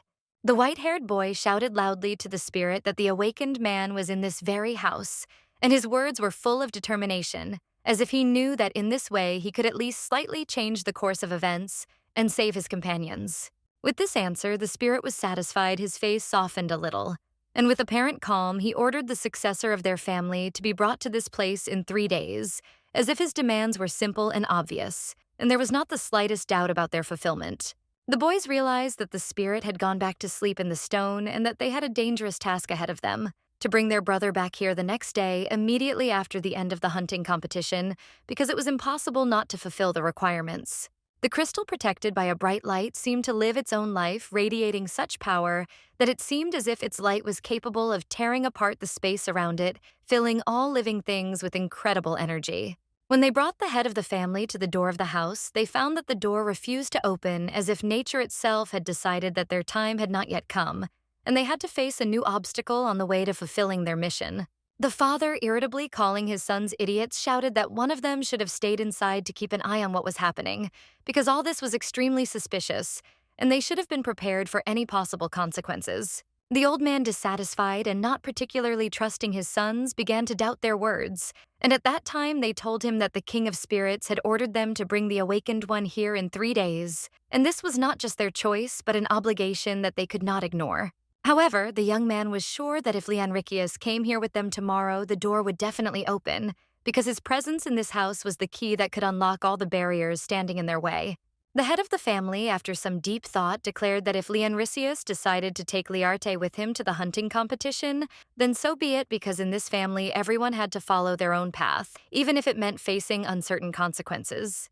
The day of the competition arrived. Tents were pitched in the forest, and people were excitedly discussing the upcoming events, each of them expecting victory. But deep down, they all knew that this would not be just a test of strength, but a test of loyalty and determination. Mikhail, with a red patch over his eye, walked forward, proudly stepping on the ground, and behind him followed his knight, his faithful companion, always ready to protect him from any dangers that might arise on the way to their victory. In the distance, in the dim light of dawn, Leonricius also stood his figure, confident and strong, and next to him was his sister. They were talking about something as if their whole life was connected to this moment when the fate of their family was being decided. Mikhail couldn't help but think that he liked the brother of the lady who had saved him less and less, since the man was too intrusive and impudent, which couldn't help but irritate him. And at that moment, the emperor himself unexpectedly turned to him. The nobleman replied with restraint that the journey had gone smoothly without incident or surprise, and he even seemed a little surprised that no difficulties had arisen along the way, despite all the fears. After that, he gratefully thanked the ruler for his concern, forcing a smile, although in his mind he could not get rid of the thought that only one last seal remained to be removed, and then the curse would be lifted and he would gain freedom. Suddenly, Mikhail's attention was again drawn to his savior, who stood at a distance, her figure standing out from the surrounding people as if she was destined to return his thoughts to her and her fate. She was arguing furiously about something with her brother, who was answering her rudely, and the lady seemed deeply offended, her face expressing such pain as if she could not find words to answer his harsh reproaches. The way Leonritius squeezed her hand so tightly and roughly was completely unacceptable for a true gentleman who would never allow himself to behave in such a way, especially not allowing her to leave as if indicating her powerlessness. Mikhail, like a sly fox, smiled faintly, realizing that he still had one unsolved problem, and he would not allow anyone, even the most highborn, to treat his Liarte as if she were an insignificant object for their game. The beauty sat sadly and alone in the forest, hugging her knees with her hands, her gaze directed somewhere into the distance, as if she was looking for answers to questions that she could not formulate, absorbed in her thoughts and experiences. Leonrisius had been acting strange lately, inviting her to hunting competitions, and his behavior was unusual, as if there was a secret hidden in his words that he wanted to reveal but could not find the right moment. The real question that was bothering him was what game his sister would like him to get for her, since it was an important matter that she had to answer, but her silence only increased the tension between them. Receiving no answer, he could not restrain himself. His anger flared up, and grabbing her hand, he ordered her to finally decide for herself what she wanted, because his patience was at its limit, and he was not going to waste any more time on her silence and indecision. The noblewoman shyly asked the boy for the silver fox, but only on one condition, that he not kill it, for in her eyes there was a deep-seated affection for this animal, and she could not allow it to suffer its fate at the hands of a hunter. The young man smiled confidently. A playful grin appeared on his face, and not doubting his abilities, he promised to get the animal for his sister, assuring her that it would be as easy as pie, despite the possible difficulties. And only then did he finally let go of the girl, leaving fingerprints on her hand that felt like a reminder of his power and harshness. These prints, like footprints, left a deep mark not only on her body, but also in her memory, not allowing her to forget his presence. Now the noblewoman sat under the tree, confused and lost in thought, not understanding how her brother was going to catch such a rare animal, because his confidence in his own abilities seemed increasingly unfounded to her, and his plans unrealistic. The woman's fingers tightened on the fabric of her clothes, and feeling a heaviness inside, she realized that now, after her rebirth, the family ties that had previously brought her love and support now only irritated her, forcing her to see them as nothing but a hindrance. Liarte started and stood up when she suddenly heard someone calling her name from behind, and her heart stopped for a moment in surprise, and her feelings were filled with anxiety, as if she found herself in a familiar but forgotten world. The aristocrat glanced around quickly, her eyes widening in surprise, a mixture of shock and confusion filling their depths, as if the reality before her had suddenly transformed and become impossible to comprehend. There behind her stood Mikhail with a slight smile, and on his face there was no usual red ribbon that usually hid his eyes. Now they were open and expressed something important and hidden that she could not immediately understand. The young man looked truly stunning. His hair was elegantly styled to the side, and his eyes sparkled with a rich red hue full of hidden passion and confidence, like a knight ready to fight for his honor. Coming closer to his interlocutor, he quietly explained that he had come here because he was sure that this was the place Liarte would go to, and he could not allow her path to turn out to be different from what he had predicted in his heart. The lady, carefully tucking a strand of hair behind her ear, deftly dealt with the unruly strand that had come loose due to the wind, and her gesture was light and elegant, as if she always remained prepared for any unexpected events like a true aristocrat. Sitting down next to his companion, the man pointed his finger at her injured hand with a slight expression of sympathy in his voice, saying that it must have hurt a lot, and in his words there was a quiet concern for her condition. Liarte simply waved this off, saying with a slight grin that she had long been accustomed to rude treatment from her brother, and for her, such little things had long become part of her normal life without causing any particular emotions. Resting his head on his hands, Mikhail firmly stated that he would not allow her to talk like that anymore, not wanting her to continue to get used to pain because he was ready to protect her from anything that caused even the slightest discomfort. Shocked by such unexpected concern, she asked Birch in surprise why he had come here, not understanding what could have motivated him. In response, the man said with a smile that he simply missed her and wanted to be near her again despite the circumstances. Caught in the act, her mouth slightly open, the noblewoman's lips twitched slightly as she realized that Mikhail truly cared about her, and the thought touched her deeply, bringing warmth to her heart and a slight smile. Liarte smiled sweetly and admitted that she was genuinely glad that Birch had come here. The care and attention at that moment meant more to her than she could ever put into words, giving her the feeling of warmth and reassurance that she so desperately needed. The guy was embarrassed, feeling slightly embarrassed by her reaction, and getting up from his seat awkwardly said that it was time for him to leave because he had other things to do, and he could not linger. But before leaving, he still decided to ask his companion if she would come to the banquet that evening, because it was important for him to know whether he would see her again at such an important event for both of them. Instantly, her memory flashed back to her brother's invitation, who, with apparent indifference, had asked her to go with him to the banquet after the competition, and despite his coldness, Liarte couldn't help but feel a slight unease. Mikhail, pleased that he had received her consent proudly, and with a slight puff of his chest, declared that he would certainly invite her to dance at the ball, because it was important to him that she be the center of his attention. Narrowing his eyes, he added that he would be happy to teach her to dance if she didn't know how, and then with a slight smile, he said goodbye, hinting that this was only the beginning of their communication, and that they would meet again very soon. The forest road led through rocks and pine trees, surrounded by fog, as if nature itself slowed its steps, giving time for reflection, absorbing thoughts, as if in this place the world became more mysterious and enigmatic. The man walked confidently forward, his steps sounding firm and heavy on the ground, surrounded by tall, dark trellises of trees, as if he were a part of this majestic forest, and the forest a part of him. It was Leonricius, dressed in magnificent hunting clothes. His face was sullen and serious. His eyes glided with a concentrated gaze over the surrounding expanses, and he was looking for his prey with the precision of an experienced hunter. Noticing a lock of hair lying on the ground, he bent down to carefully pick it up, and there was something exquisitely attentive in this gesture, as if he were searching for traces in this silent forest to understand who had passed here before him. Grabbing a strand in his hand, he noticed that the hair was light and belonged to a blond man. And then lifting it slightly, his face filled with mild surprise, as if it was part of something much more important. His brothers were not immediately aware of his intentions when he stated that he was going to catch a rare silver fox, an animal known for its stealth and ability to avoid traps, which made them wonder about the seriousness of his goal.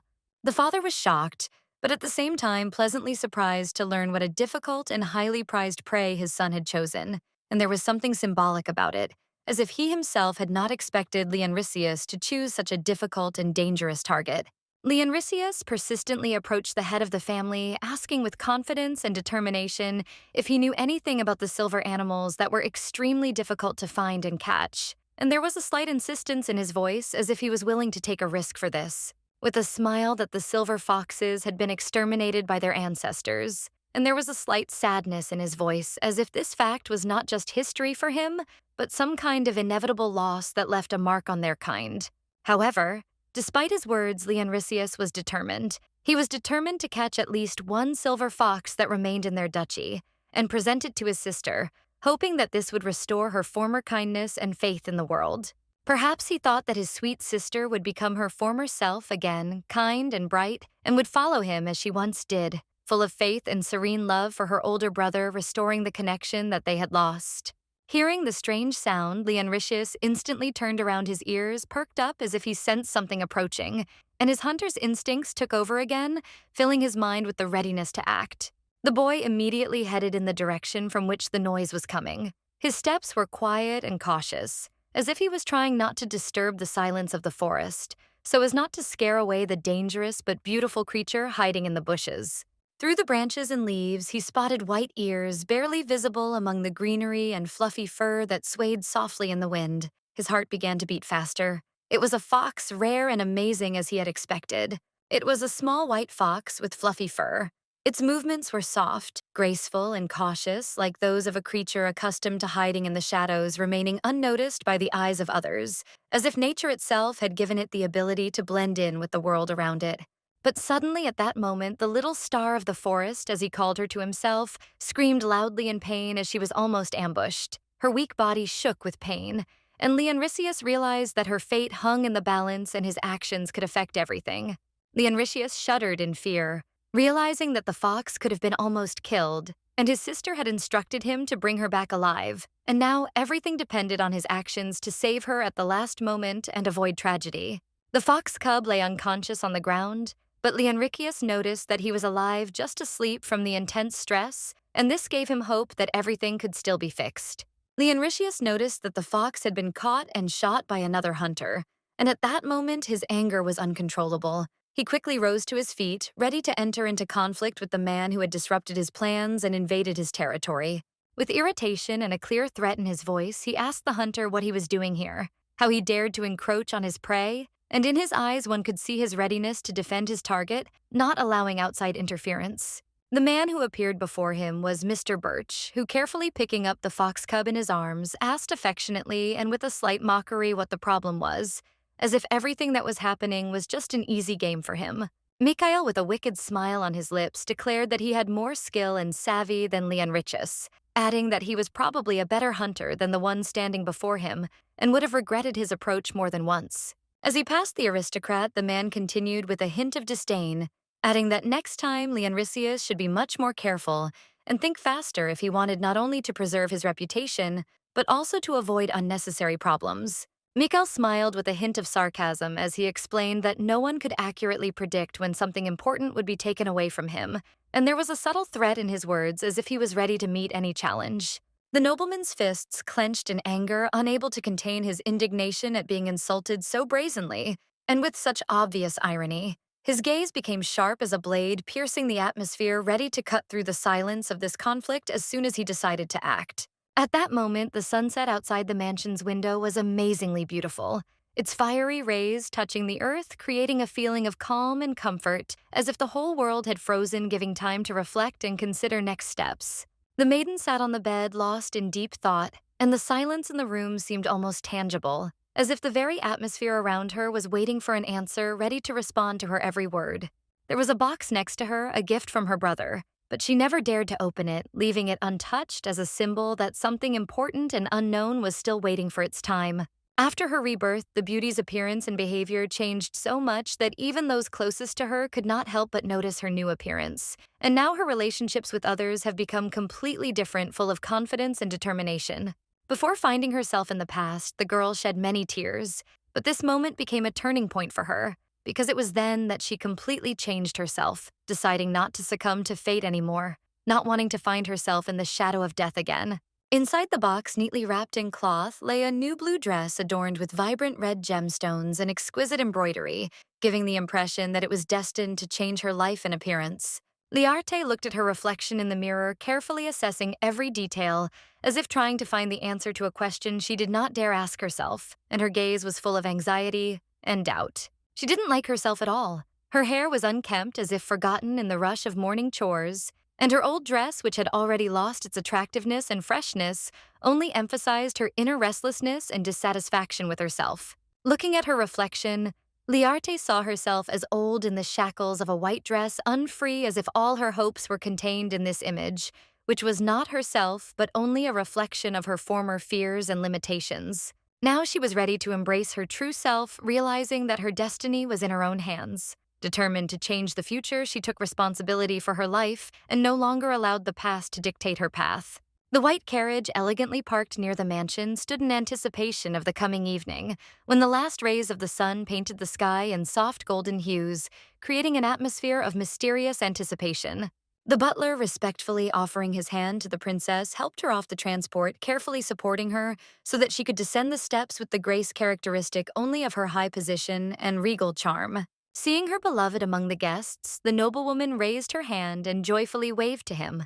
Her face lit up with a smile, and lights of happiness lit up in her eyes as if everything around her had disappeared, leaving only him. After which, unable to contain her emotions, she hugged the guy by his strong arm, clinging to him tenderly and slightly embarrassed, babbled that she missed him very much, as if she couldn't wait to see him despite all the obstacles. Leonricius greeted the princess with a smile, offering his hand to become her gentleman for the evening, his manners impeccable, and his gaze full of respect and admiration. The man looked impeccable. His black hair was neatly combed back, and his eyes, the color of a clear sky, radiated confidence and calm, as if he was not just a participant, but an important figure of this evening. The crown prince stood next to the princess, dressed in a luxurious fur cloak that gave him a majestic appearance. His golden hair sparkled in the candlelight, and his slight smile added a touch of mystery and charm. The hall was already filled with aristocrats eagerly discussing the latest events and innovations that were to be discussed at the event, filling the space with voices and animated conversations which created an atmosphere of tense anticipation. The royal family, the prince-princess and her lover, stood a little to the side watching the proceedings, their presence noticeable, but they maintained the restraint of true royalty. The Elheim brothers approached them, each of whom greeted the royals with respect and reverence, their manners impeccable, and their gaze full of respect for the high position of their interlocutors. The beauty only laughed at the red-haired guy's ridiculous words, mockingly saying that his reasoning was completely stupid and not worthy of attention. Her gaze was pierced with slight contempt.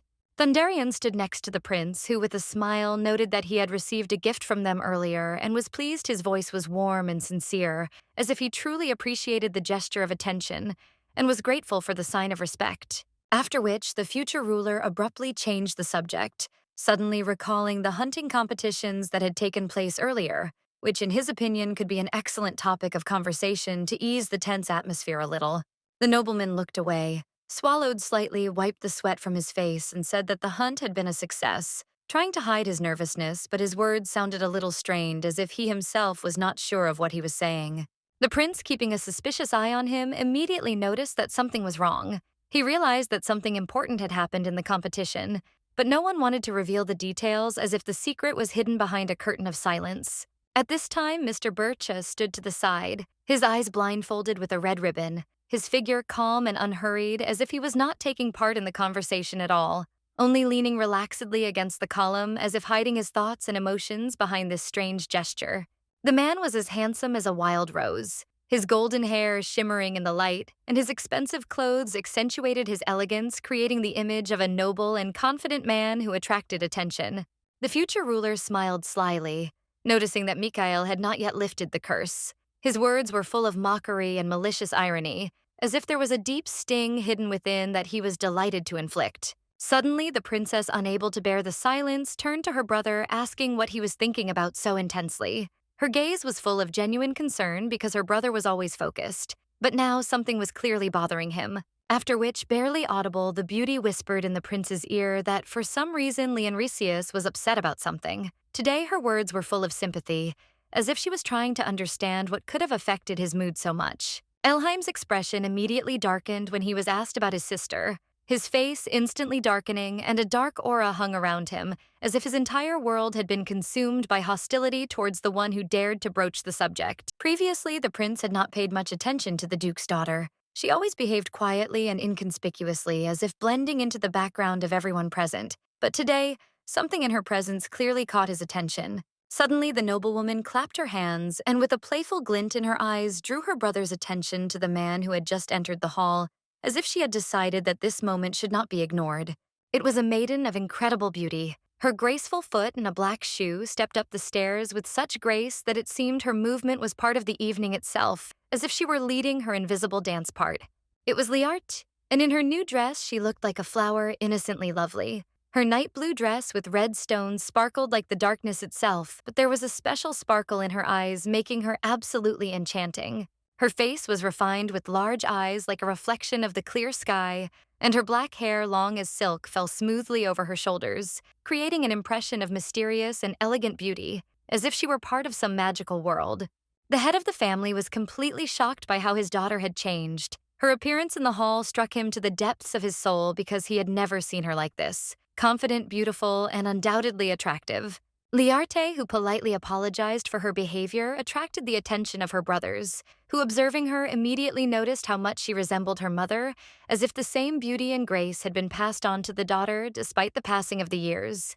The princess was delighted with the arrival of the aristocrat. She was absolutely delighted with how much the maiden had changed. Her transformation was unexpected, and it gave the impression that the girl had gone through real magic.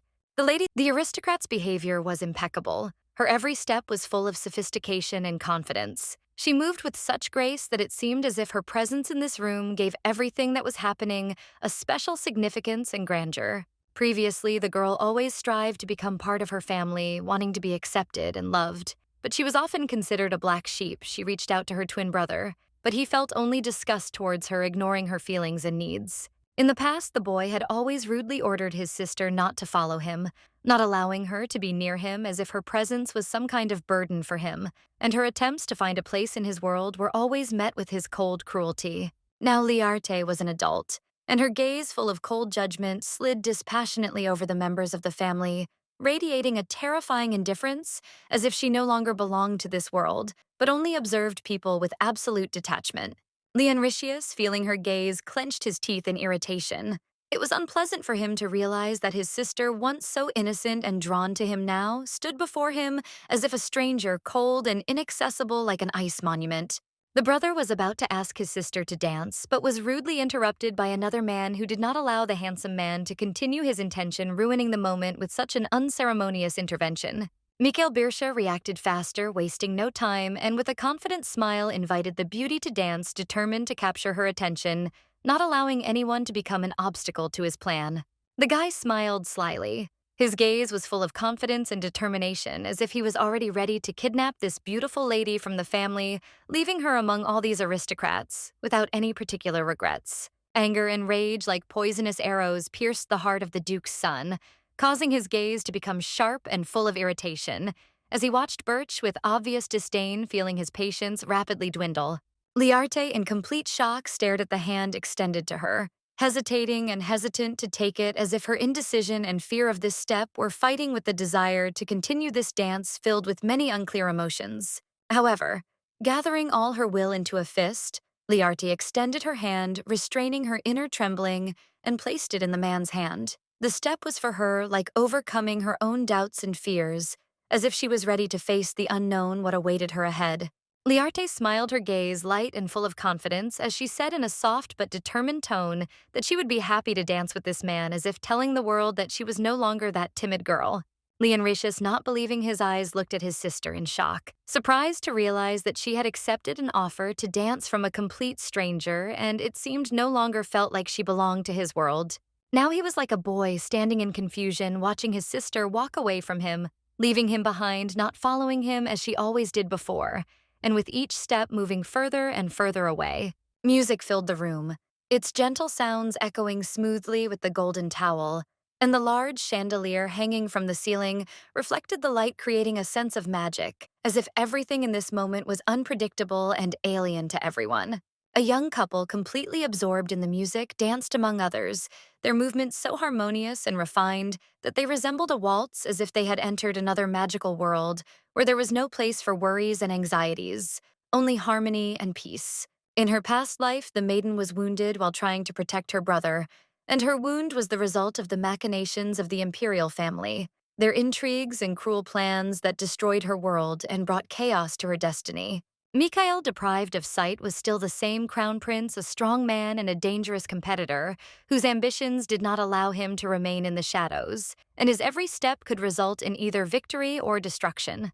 The coat of arms of the imperial family, decorated with gold, symbolized not only their boundless power, but also the arrogance and cold villainy that stood behind their every decision, which could only bring evil and suffering. Concerned, Liarte quietly asked her dance partner if it was dangerous to dance with her, if they had attracted too much attention, as there might be those in the audience looking for reasons for new intrigues and revenge. Mikhail shuddered involuntarily when he heard her words, realizing that in the room was a person whose connection to his curse was direct and undeniable. It was the one who had once taken everything he loved from him, forever changing his destiny and leaving an indelible mark on his life. But after that, Mikhail smiled, rejoicing at how quick-witted and smart his beloved was, because she had already managed to understand what was happening around her, and no matter what the world was like, she always remained by his side. Having twirled the lady in a whirlwind of dance, he, with a slight grin, said that the one who cursed him was clearly mistaken in thinking that he was still blind, because in fact he saw much more than they could imagine. Bringing the beauty closer to him, pulling her by the waist, Mikhail, with a gentle smile, reminded her that as soon as she turned of age, she would have to come to his home where a new chapter in their life awaited them. The young man continued to smile, inviting the lady to go with him as if it were the most natural step, and his words were imbued not only with an offer, but also with the confidence that she would accept his offer without hesitation. Leonricius watched his sister's every move with tension as she danced in the arms of that vile Bersha, his eyes never leaving their couple, feeling his anxiety growing and the fire of anger and jealousy flaring in his chest. His manly hand was clenched into a fist so tightly that his knuckles were white. Every nerve in his body was taut like a string, giving him no rest from the rage that overwhelmed him. He could not just calmly watch this. In his mind, Leonricius was going over a plan to forever bind his sister Liarte to the duchy, and their family never giving her a chance to escape and leave. He was willing to do anything to ensure she stayed close, never leaving their world. The nobles in the hall danced with ease, creating an atmosphere of joy and carefreeness. Their movements were smooth and graceful, as if the whole world around them had immersed themselves in this evening, free from worries and anxieties. One of the ladies stepping on a red shoe with a bow stopped tiredly. Her legs ached from the long dance, but she still kept a smile on her face, feeling how the tension in her body gradually disappeared. The princess, slightly tired from dancing, suggested to her partner that they take a break and go for a walk, silently adding that she needed to rest a little, and also that this was the moment when they could talk without unnecessary noise and fuss around. Meanwhile, the Duke and the Crown Prince were quietly talking about a possible engagement between the young couple, exchanging glances, full of expectation and hope, discussing the importance of this connection for the future of their family and lineage. A glass of red wine filled to the brim swayed gently in her hands, and the scarlet drink shimmered in the candlelight like a harbinger of coming changes, filled with difficult decisions and important choices. The heir to the throne, with clear confidence, proposed not to delay and immediately send the engagement documents, believing that not a minute should be lost in securing the future relationship and ensuring the union. The Duke was about to agree to the heir's proposal, but their conversation was interrupted by the confident voice of Leonricius, who decisively said the word no, making it clear that he had his own opinion on this matter. The men stopped stunned and turned to the young nobleman, waiting for an explanation, as his answer was unexpected, considering how important this moment was for all their families. Leonricius, with a fixed expression on his face, asked to first hear his opinion before making a decision about the wedding, emphasizing that he had the right to a voice and that his position needed to be understood before making a final decision. The boy quietly muttered that he planned to marry the princess only when he came of age, and only when he was confident in his strength and determination, and not earlier as was suggested. The prince agreed that the Duke's son was indeed incredibly intelligent and wise, capable of making decisions that were not only reasonable, but also thought through many steps ahead, which made him a worthy partner for the royal family. The princess, without hiding her smile, admitted that if Leonricius had made such a decision for her sake, she was deeply grateful and touched by his willingness to protect her interests even against the will of her elders. However, Leonricius himself wanted only one thing: to become a duke as soon as possible in order to have power, not giving Liarte the opportunity to escape imprisoning her within the walls of his house like in a cage, so as not to give her a choice. The huge house had many corridors, a bright light space, but no trace of the bright sun, which could not penetrate inside due to the high walls, creating the illusion of a strange world hidden from external reality. A maiden in a long black dress stood in a dark room where a piano stood covered in dust, and paintings covered with cloth gave the room a sad, abandoned atmosphere, as if everything had been forgotten and left behind in time. This was the place where the Duke raised his children, strictly monitoring their behavior. His hand knew no mercy, and he often resorted to methods that seemed to him the only correct ones, even if they left pain in hearts. Little Learte then sobbed, holding back tears after receiving a painful blow to the cheek from a parent who, despite his love, often showed his rudeness and uncompromising nature in his upbringing. The maiden's quarrel was suddenly interrupted by her father, who burst into the room radiating malice and cruelly accused her, declaring that he had seen her dancing with Mr. Bircha, which he considered absolutely inadmissible and unprincipled. The noblewoman, without showing the slightest emotion, calmly turned to her parent and quietly asked him what he actually expected to hear in response, as if she herself could not understand why his reaction was so harsh. The aristocrat looked at her father with determination and pride, not hiding her confidence, and asked why she could not dance with Birche since her hair was fluttering in the wind, and she herself was the personification of beauty and grace worthy of such company. The girl was no longer the naive child who had once feared her strict and cruel father, and now stood before him full of determination and self-confidence, ready to accept the consequences of her actions. The man gritted his teeth in rage as he looked at his daughter, realizing that this was another clever trick on her part, another test of his patience and the power she was willing to put on the line for the sake of her freedom. Pointing his finger awkwardly and angrily at his daughter, the Duke angrily shouted that she was behaving like a capricious teenager, clearly trying to get his attention through such cheap manipulation. The noblewoman was dumbfounded. Her blood ran cold when she heard her father's words, which pierced her heart, because he loudly declared that he never considered her his daughter and that she was never part of their family. Gathering her last strength, Liarte frowned. Her gaze became sharp and determined, and unexpectedly for herself she replied that in fact she had never considered the Duke her father either, no matter how much he tried to convince her otherwise. The man recoiled in shock as if he had been struck, not believing his ears, since from such a fragile, quiet girl he did not expect such a sharp and irreconcilable answer, which called into question their entire past relationship. Liarte always tried to attract the attention of her family, trying to become a part of it, but instead of being understood, she only encountered alienation and coldness, which left deep wounds in her heart.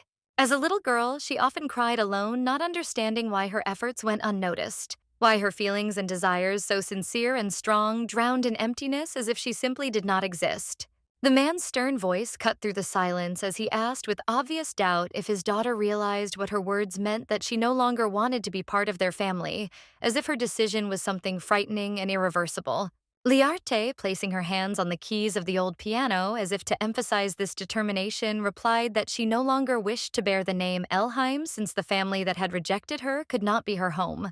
With pride but also with resentment in her voice, she declared that she was no longer going to obey other people's rules and stay away from Mr. Bircha, especially when she could choose her own destiny. The father was stunned by his daughter's insolent behavior. His face was covered in anger, and her words sounded to him like sheer insolence capable of destroying all his ideas about family and duty.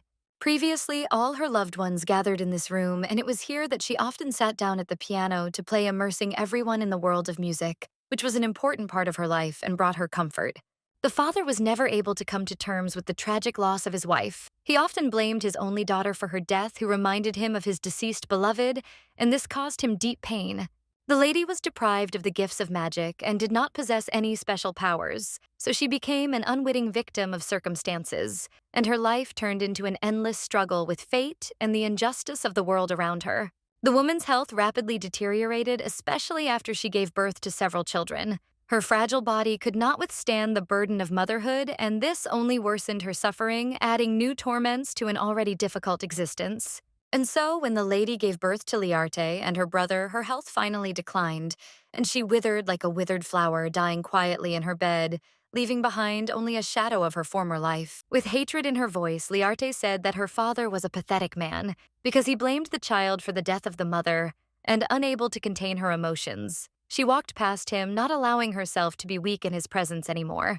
She slammed the door shut with a loud bang, and only the nobleman remained in the room alone with his own thoughts, which tormented him like the edge of a knife, while everything around him sank into silence. The aristocrat stood at the piano that his wife had once played, looking thoughtfully at the keys as if trying to find answers to the questions that tormented his soul, absorbed in memories of happy days. His wife, dying on her bed, held his hand with her last strength and asked him to take care of the children. Her gaze was full of love and hope, and she remained for him the most beautiful woman he had ever known.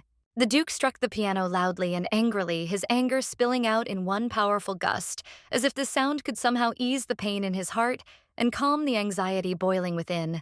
The nobleman did not want to admit the bitter truth, and trying to calm his conscience, tried to convince himself that all the blame lay with Liarte, because she was born unawakened, and it was her existence that caused the death of her good mother. He did not. Night had fallen upon the estate, engulfing the corridors and towers in its dark embrace. Darkness obscured everything, and only the faint light of the moon filtering through the windows illuminated the empty walls, creating a feeling of complete silent solitude. Liarte finally removed the final seal from Bircha, completely freeing him from the dark curse that had held him captive for so many years. This allowed him to experience a long-awaited freedom, filling his heart with hope and relief, which changed his life forever. The man, thanking her for her help, noticed that the maiden was not in her usual mood that day, as if something was bothering the aristocrat greatly, and the sweet noblewoman was apparently upset by something that did not give her inner peace. With her head bowed, the lady quietly shared that during the day she went into the disciplinary room where she accidentally met her father, and this meeting turned out to be extremely unpleasant, leaving a heavy feeling in her soul. There were no signs of beatings on her body, and the nobleman, upon learning this, felt a sense of relief in his soul, as if the burden he had carried for so long had finally become lighter, and he did not have to worry about her safety.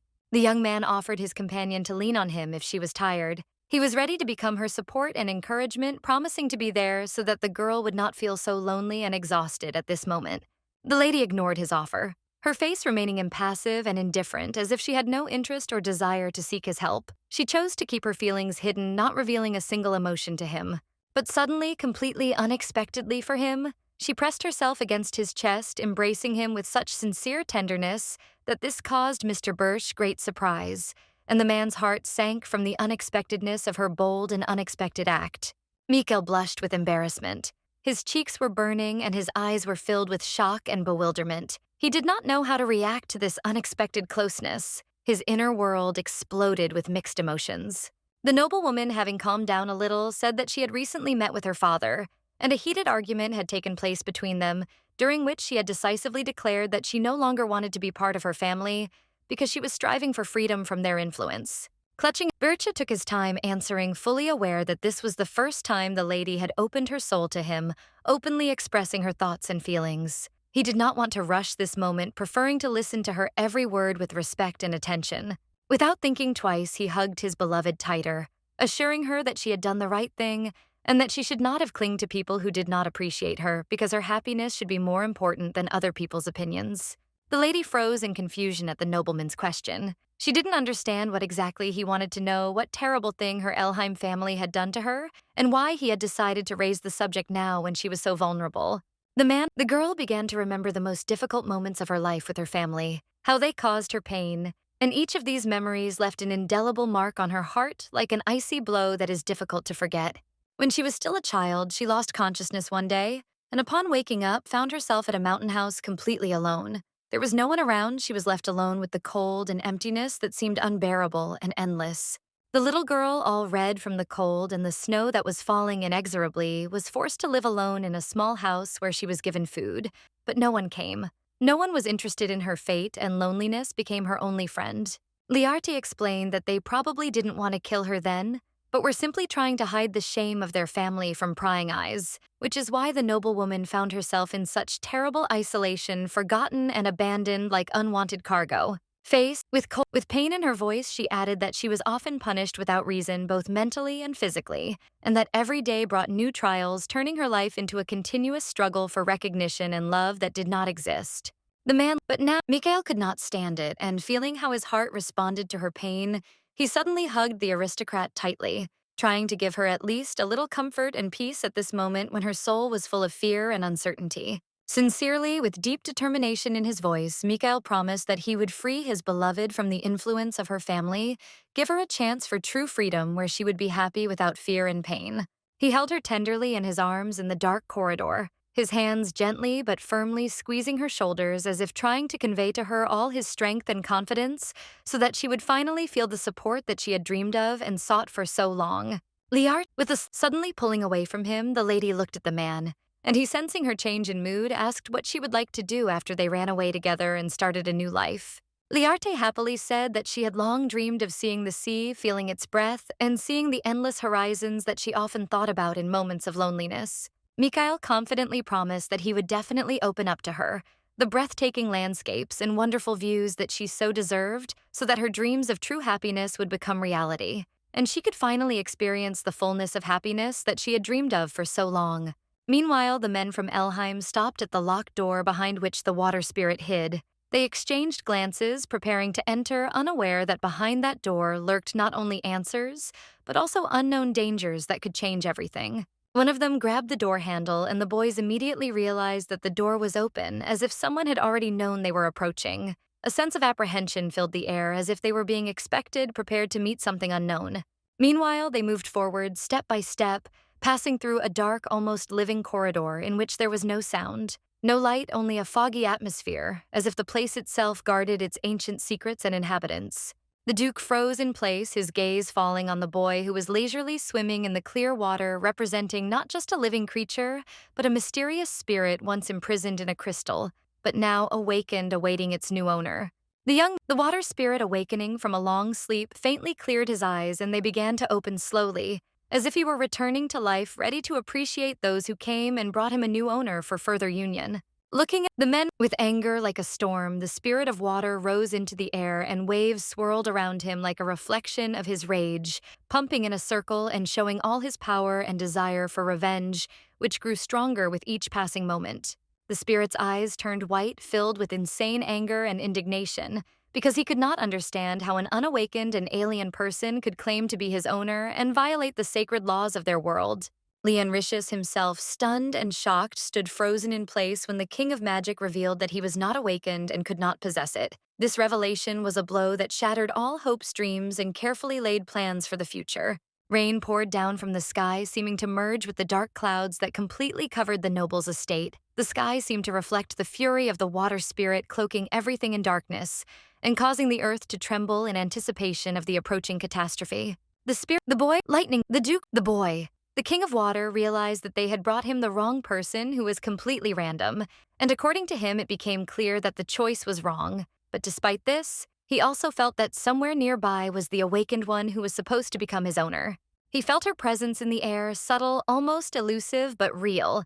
And although his mind was still in confusion, he already knew that it was this woman hiding somewhere nearby who was to become his true master and friend. The Duke, recognizing the gravity of the situation, could not go against the will and wishes of the Spirit King. He bowed deeply, promising to fulfill whatever the king desired, hoping to avoid the powerful being's wrath and disappointment.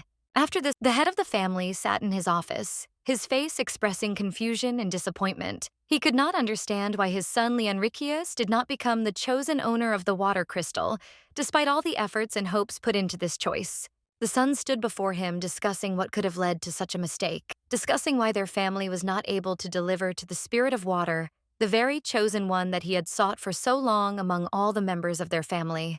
Leonricius stood to the side silent, his face twisted in disappointment and anger, for he had never become the chosen one he had dreamed of being, and his plans and hopes had been dashed, leaving him in a state of crushed despair.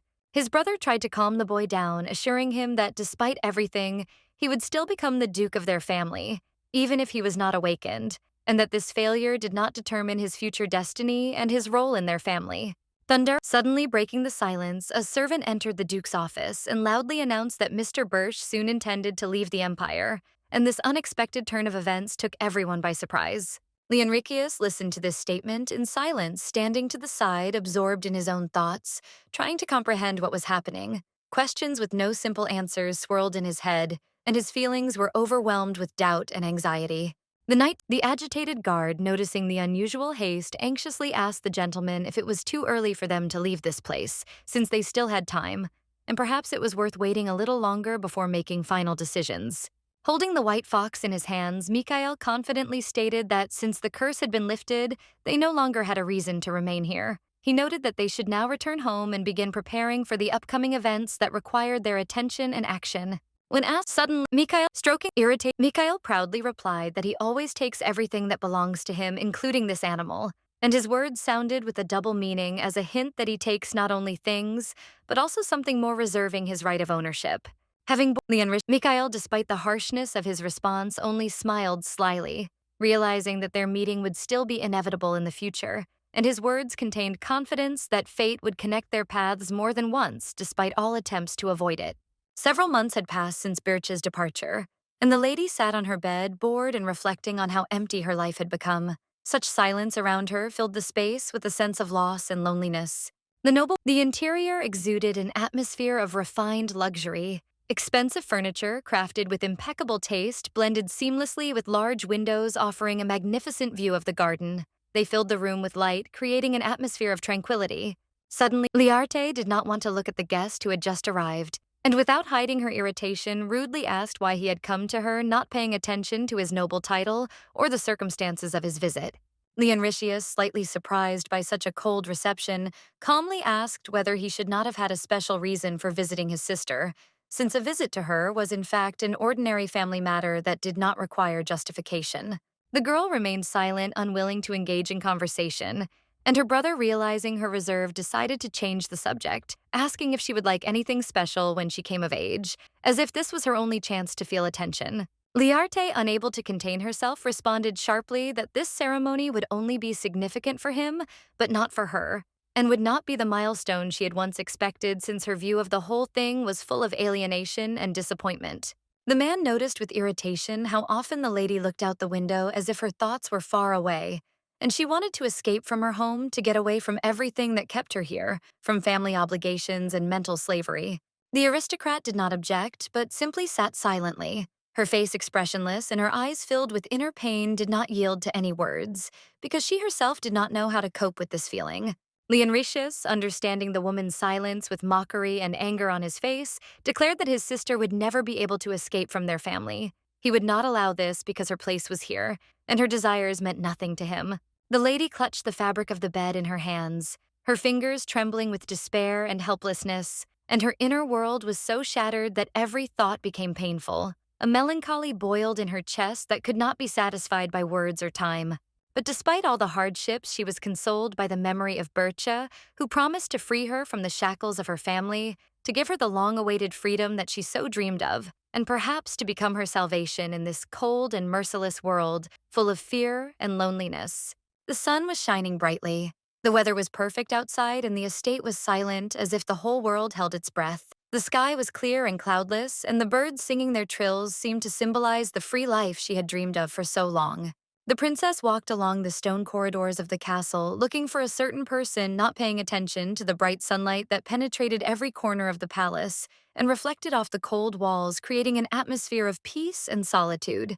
She was looking for a guy named Thunderion, turning her head in different directions with a slight grumble that her search was dragging on, and she couldn't figure out where he could have disappeared to in this huge building crowded with corridors. Then, as if from nowhere from the water that appeared in the palace courtyard, the man she was looking for appeared with a smile that, unexpectedly for her, caused a slight fright and surprise that left no room for doubt. The girl, sighing in irritation, began to complain that she had been looking for him for so long. But suddenly, under the influence of his attentive gaze, something inside her changed, and she stopped feeling how his gaze had attracted her attention, and he froze, unable to look away. At this time in the distance, near the stairs, stood the crown prince, hidden in a mysterious figure under a cloak, his gaze directed towards the girl, but his true intentions remained hidden behind a mask of silence and an enigmatic shadow. Following the heir to the throne, the man turned around, noticing that someone was watching him closely. The man's gaze was full of bewilderment, as he had not expected to be watched, and this caused him some concern. The princess, not paying attention to those around her, continued to enthusiastically tell the news about the new servant who had just arrived at the palace. Her words sounded with slight delight, as if this information was extremely important and interesting for everyone. Suddenly, her interlocutor, without saying a word, disappeared into thin air, and the girl shuddered in surprise because his disappearance was a rude gesture on his part, as if he was not interested in her conversation, and decided to leave without explaining the reasons. The path leading to the dungeon was winding and dangerous, and the stairs grew steeper, creating a sense of mystery and mysticism. The walls were hidden in semi-darkness, only dim torches illuminating the path, lending this place a unique atmosphere of fear and anticipation. The man who accompanied the prince reminded that Leonricius would soon come of age, and a ceremony would be held in his honor, symbolizing an important moment in his life when he officially entered adulthood. The departing ruler, recalling this, noted that the nobleman would reach adulthood in just 3 days, and his sister would probably be happy to hear this news, since she had long awaited this important event in her brother's life. They stopped in front of a large door with a red circle in the center, as if symbolizing something hidden that was about to be revealed. The whole atmosphere carried a sense of the importance of what was about to happen. The door in front of them opened, and the cloaked stranger, with a shocked expression on his face, froze in place, watching as the light from within blinded him, consuming everything around him with its bright radiance. He could not believe what was happening there. There, within the light, was the other half of the Spirit King, a black lady floating in the air. The demonic energy that emanated from her was palpable, as if the darkness itself was enveloping the entire space around them, and this darkness penetrated into the very depths of their consciousness. Her beauty was incredible, like the embodiment of the night. Her black hair fell on her shoulders, and the dark makeup only emphasized the mystery of her face, and her eyes were closed as if she was immersed in a deep, unearthly sleep. Standing frozen before the mistress of spirits, the boys could not help but be captivated by her beauty. In that moment, everything around them disappeared, and the world seemed dark and silent, absorbed by her mysterious presence, as if the universe itself had ceased its movement.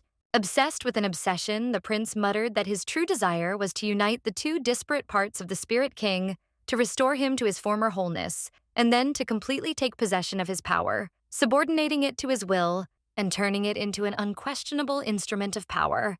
With a wild, almost insane grin, he added that when this plan became reality, the power of the imperial family would grow to unprecedented heights, allowing it to rule undividedly, suppressing any threat and erasing the boundaries of what was permissible.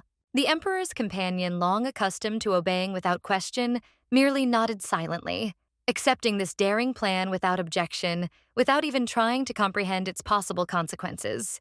Taking the bottle handed to him by his faithful servant, the heir with a greedy glint in his eyes, intended to personally collect magic from the Spirit Queen, not wanting to entrust such an important task to anyone else. With a grin full of self-confidence, the future ruler of the empire coldly remarked that his scarlet eyes made him special, and therefore the curse of the awakened had no power over him, unlike other mortals. The man began to collect dark, sinister energy in a glass vessel, filling it with his will, and directing it to the implementation of insidious plans that could change the course of history. A thick, gloomy darkness, like a living creature, gushed into the bottle, mesmerizingly shimmering in its cold walls, as if fate itself was watching what was about to happen. For anyone who did not possess red eyes, this darkness was deadly. It either destroyed their minds, plunging them into madness, or mercilessly took their life, leaving only emptiness in its wake. Having filled the bottle to the brim, the prince muttered with a satisfied grin that this amount was more than enough to carry out his plan, after which he confidently headed for the exit, not doubting his superiority. On the way, casting a thoughtful glance at his companion, he asked what he thought of Mr. Birch, as if testing his thoughts or hinting at something more hidden behind this seemingly innocent question.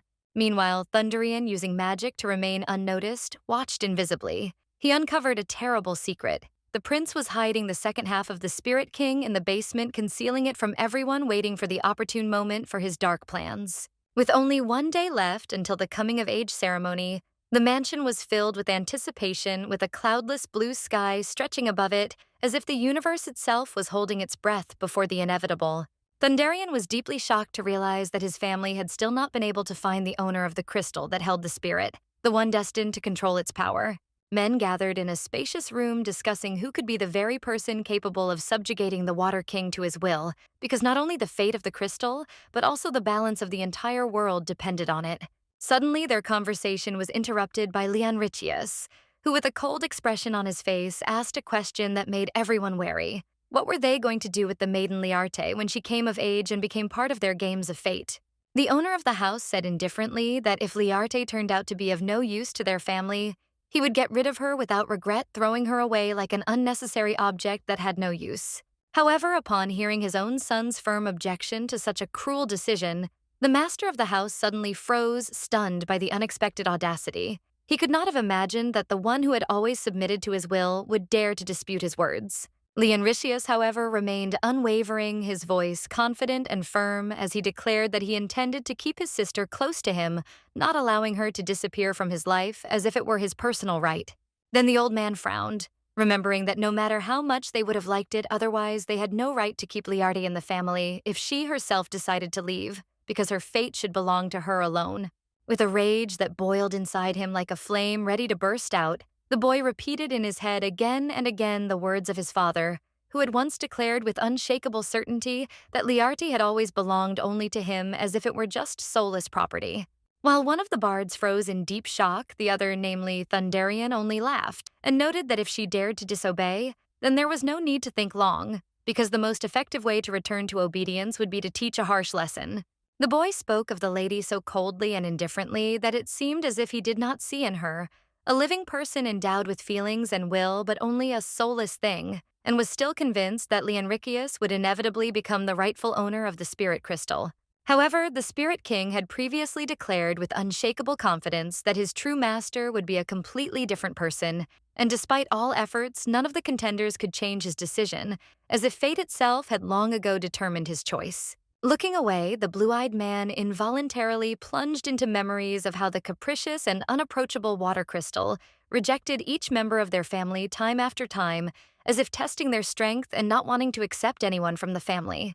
But among the many people whose names were spoken, only one did he call a fake, the one who bore the name Leonritius, as if that name were a curse rejected not only by fate, but by the very essence of the crystal. Night enveloped the mansion in its mysterious veil. The stars scattered across the bottomless sky, and darkness, like a living creature, carefully penetrated every corner, filling the space with a sense of mystery and hidden secrets. The lady who stepped out for an evening stroll was dressed in an elegant dark dress, her steps echoing on the cool stone slabs as she walked leisurely through the winding corridors, as if absorbed in her thoughts. Tomorrow was the day of the most important ceremony to mark her brother's coming of age, and Liarte decided that she needed to hear everything to the last detail in order to free herself from any doubts before her own departure. The sweet girl, running swiftly across the palace square with quiet steps that barely touched the floor, felt her heart beat faster, and her thoughts rushed forward, searching for answers that could change her destiny. The noblewoman stopped just outside the door behind which the mysterious water spirit stone was hidden, as if unable to take the next step. The lady stood before a riddle that beckoned her, drawn to it by an unknown force, as if fate itself were calling her to unravel this ancient secret. The lady, hesitantly reaching out her hand to the door handles, felt her heart sink with excitement and fear. She did not dare open these mysterious gates that stood before her, as if hiding behind them something important and unknown that could change her destiny. But suddenly the doors swung open, and a bright light poured out of the darkness, filling everything around as if inviting her in. It pulled her in, enveloping her, and all she could do was succumb to this mysterious and alluring light, unaware of what awaited her beyond the threshold. The lady took the first step inside, and her steps echoed dully, breaking the deep silence as she alone continued to move into the unknown, engulfed in darkness that hid from her all the mysterious secrets of the mystical space. When she looked up, she noticed a boy floating and sleeping in the air like a ghost. He was the spirit of water, his subtle presence filling the space with a mysterious calm feeling, as if he were part of the world itself. In some way, he reminded her of that same man from her past life, that mysterious man who called her at the moment when she was on the verge of death, leaving an indelible mark and an unusual feeling in her heart.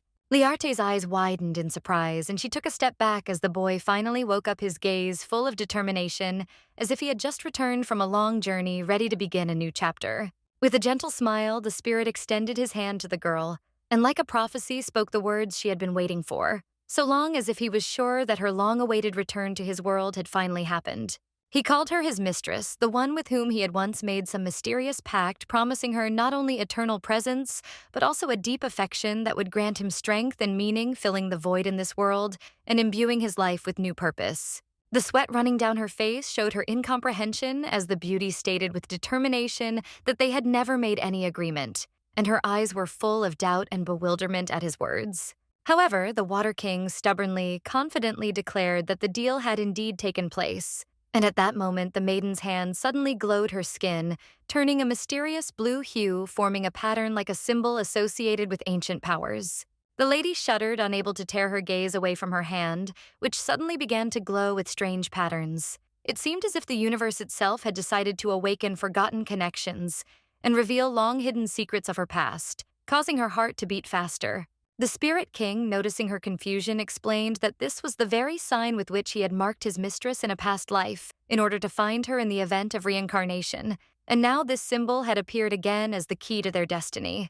The aristocrat recalled her previous owner of the crystal, who had also been a lady, and old images flashed through her memory, but at the same time so familiar and full of unsolved mysteries. Reaching forward, Liart realized with surprise that everything that was happening might not be a coincidence, and whether it had become for him the reincarnation of his first owner brought back to life through her, this was a question she could not ignore.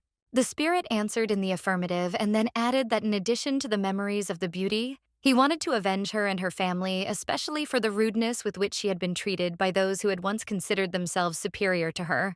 The boy laughed wryly at the men who claimed Leonrisius was his owner, but in reality he knew he was just a futile attempt to replace the true master of his destiny.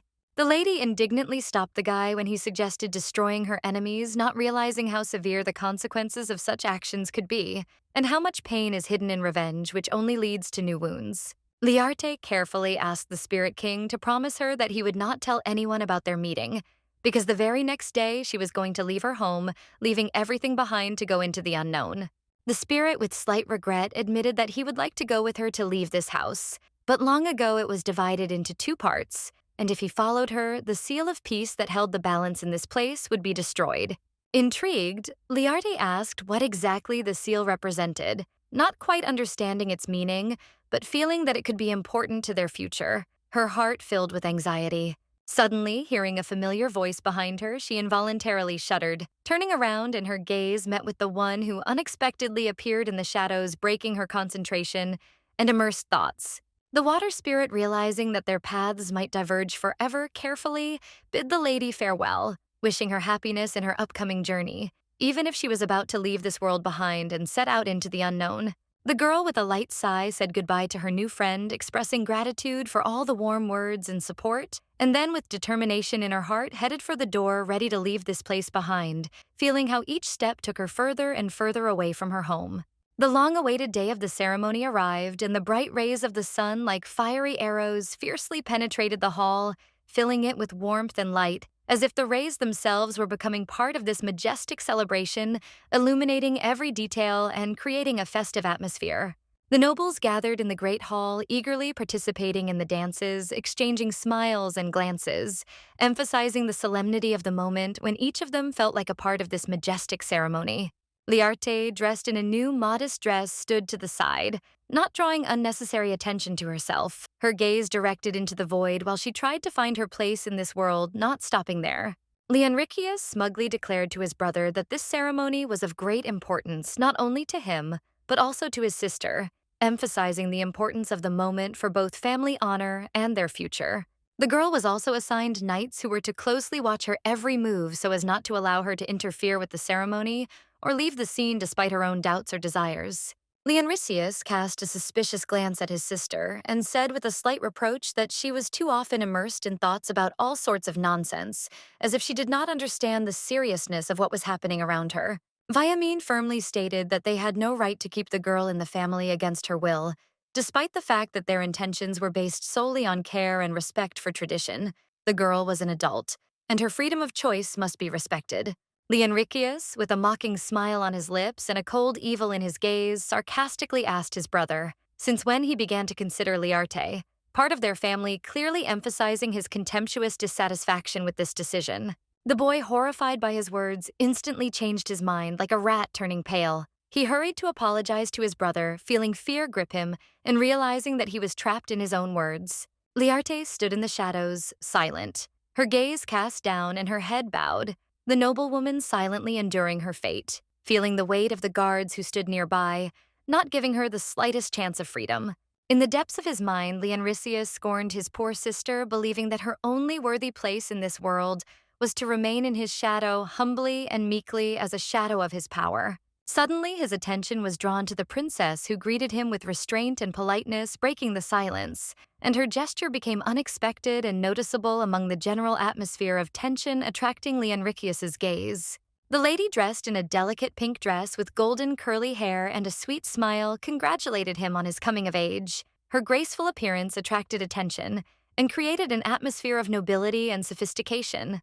Leonricius accepted the congratulations with a cold smile, understanding how important it was to cement this moment and enter into a marriage alliance with a royal person, since such a step could provide him with support and strengthen his position in society.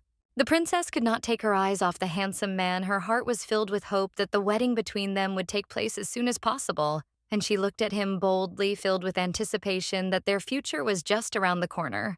However, besides his beloved, the man was also worried about the fate of his sister. He turned his gaze to her, worried that she might leave, not sharing his decision, and wanting to leave everything behind, leaving him alone in this world.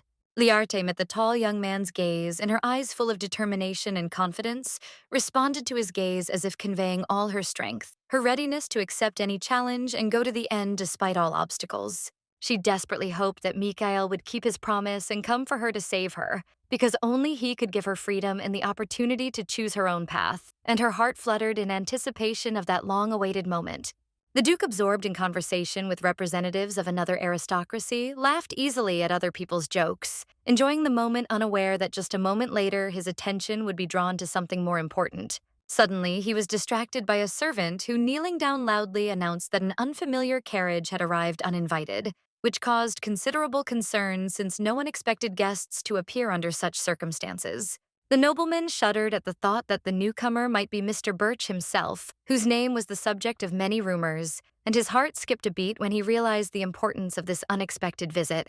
Soon indeed, Mikhail entered the hall, and behind him, following relentlessly, walked a faithful knight. His shadow seemed inseparable from the master, which only emphasized their unity and strength in this moment. Aristocrat walked leisurely across the sparkling marble, his white shoes crafted with exquisite taste, reflecting the light like rays of the sun, creating a sense of lightness and harmony in his movements. With a slight sigh and a barely noticeable smile on his face, Mikhail felt relieved, realizing that the banquet was not yet over, for he was so afraid of being late and ruining the important event for which everyone had prepared so carefully. The imperial family was in complete shock when they saw Mr. Birch, and what was most surprising was that he stood before them not blind, which was a real shock for everyone who considered his fate predetermined. The crown prince was stunned as lifting the curse that held Lord Birch captive seemed impossible without awakening his magical power, and he did not know how it could be done so suddenly. The Duke, seeing an uninvited guest in his house, could not restrain himself and cried out indignantly, because the appearance of this man in his domain at such a moment was extremely inappropriate and threatening to his entire family and position. Pointing his trembling finger at the old man declared with anger and determination that he must bear full responsibility for his action, which was not only impudent but also unacceptable under the circumstances. The nobleman, holding his breath and extending his hand forward, explained that he had only returned to collect what he had left there, and had no intention of causing trouble or disturbing the peace that had been established there. Leonritius, completely at a loss to understand what he could have left in the aristocrat's house, wondered how an insignificant item could be so important that he would return for it at this moment, despite the complexity of the situation. Liarte's eyes widened, looking at her guest in shock, realizing that he had kept his promise and had indeed come for her as he had said, while every part of her soul trembled with excitement and surprise. With an inviting gesture and a soft smile on his lips, Mikhail extended his hand, offering the girl to take it as if it were a sign, not only of greeting, but also of the possibility of a new, possibly important stage in their destiny.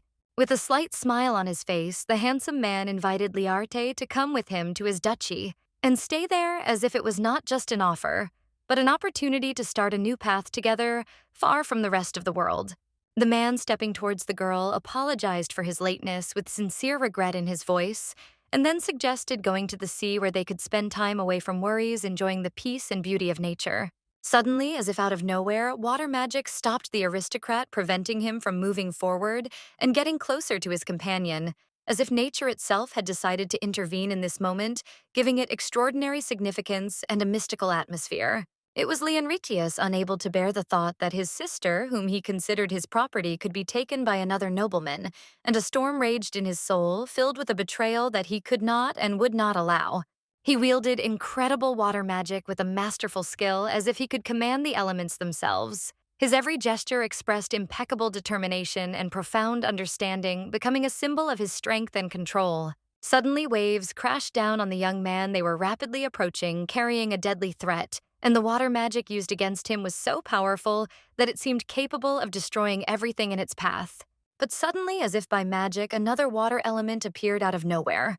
A huge wave that in an instant protected the handsome man, stopping the deadly attack and literally saving his life, as if magic itself decided to intervene at this decisive moment. The eldest son of the Duke's family, shocked by what was happening, exclaimed in disbelief. Whose magic was it so powerful and incredible that it was able to stop the attack directed against his brother and leave him alive? Leonricius stared at his sister in disbelief as he realized that she wasn't as weak as he thought, and that her powers weren't limited to just physical endurance. She could control water like a master, something he had no idea about.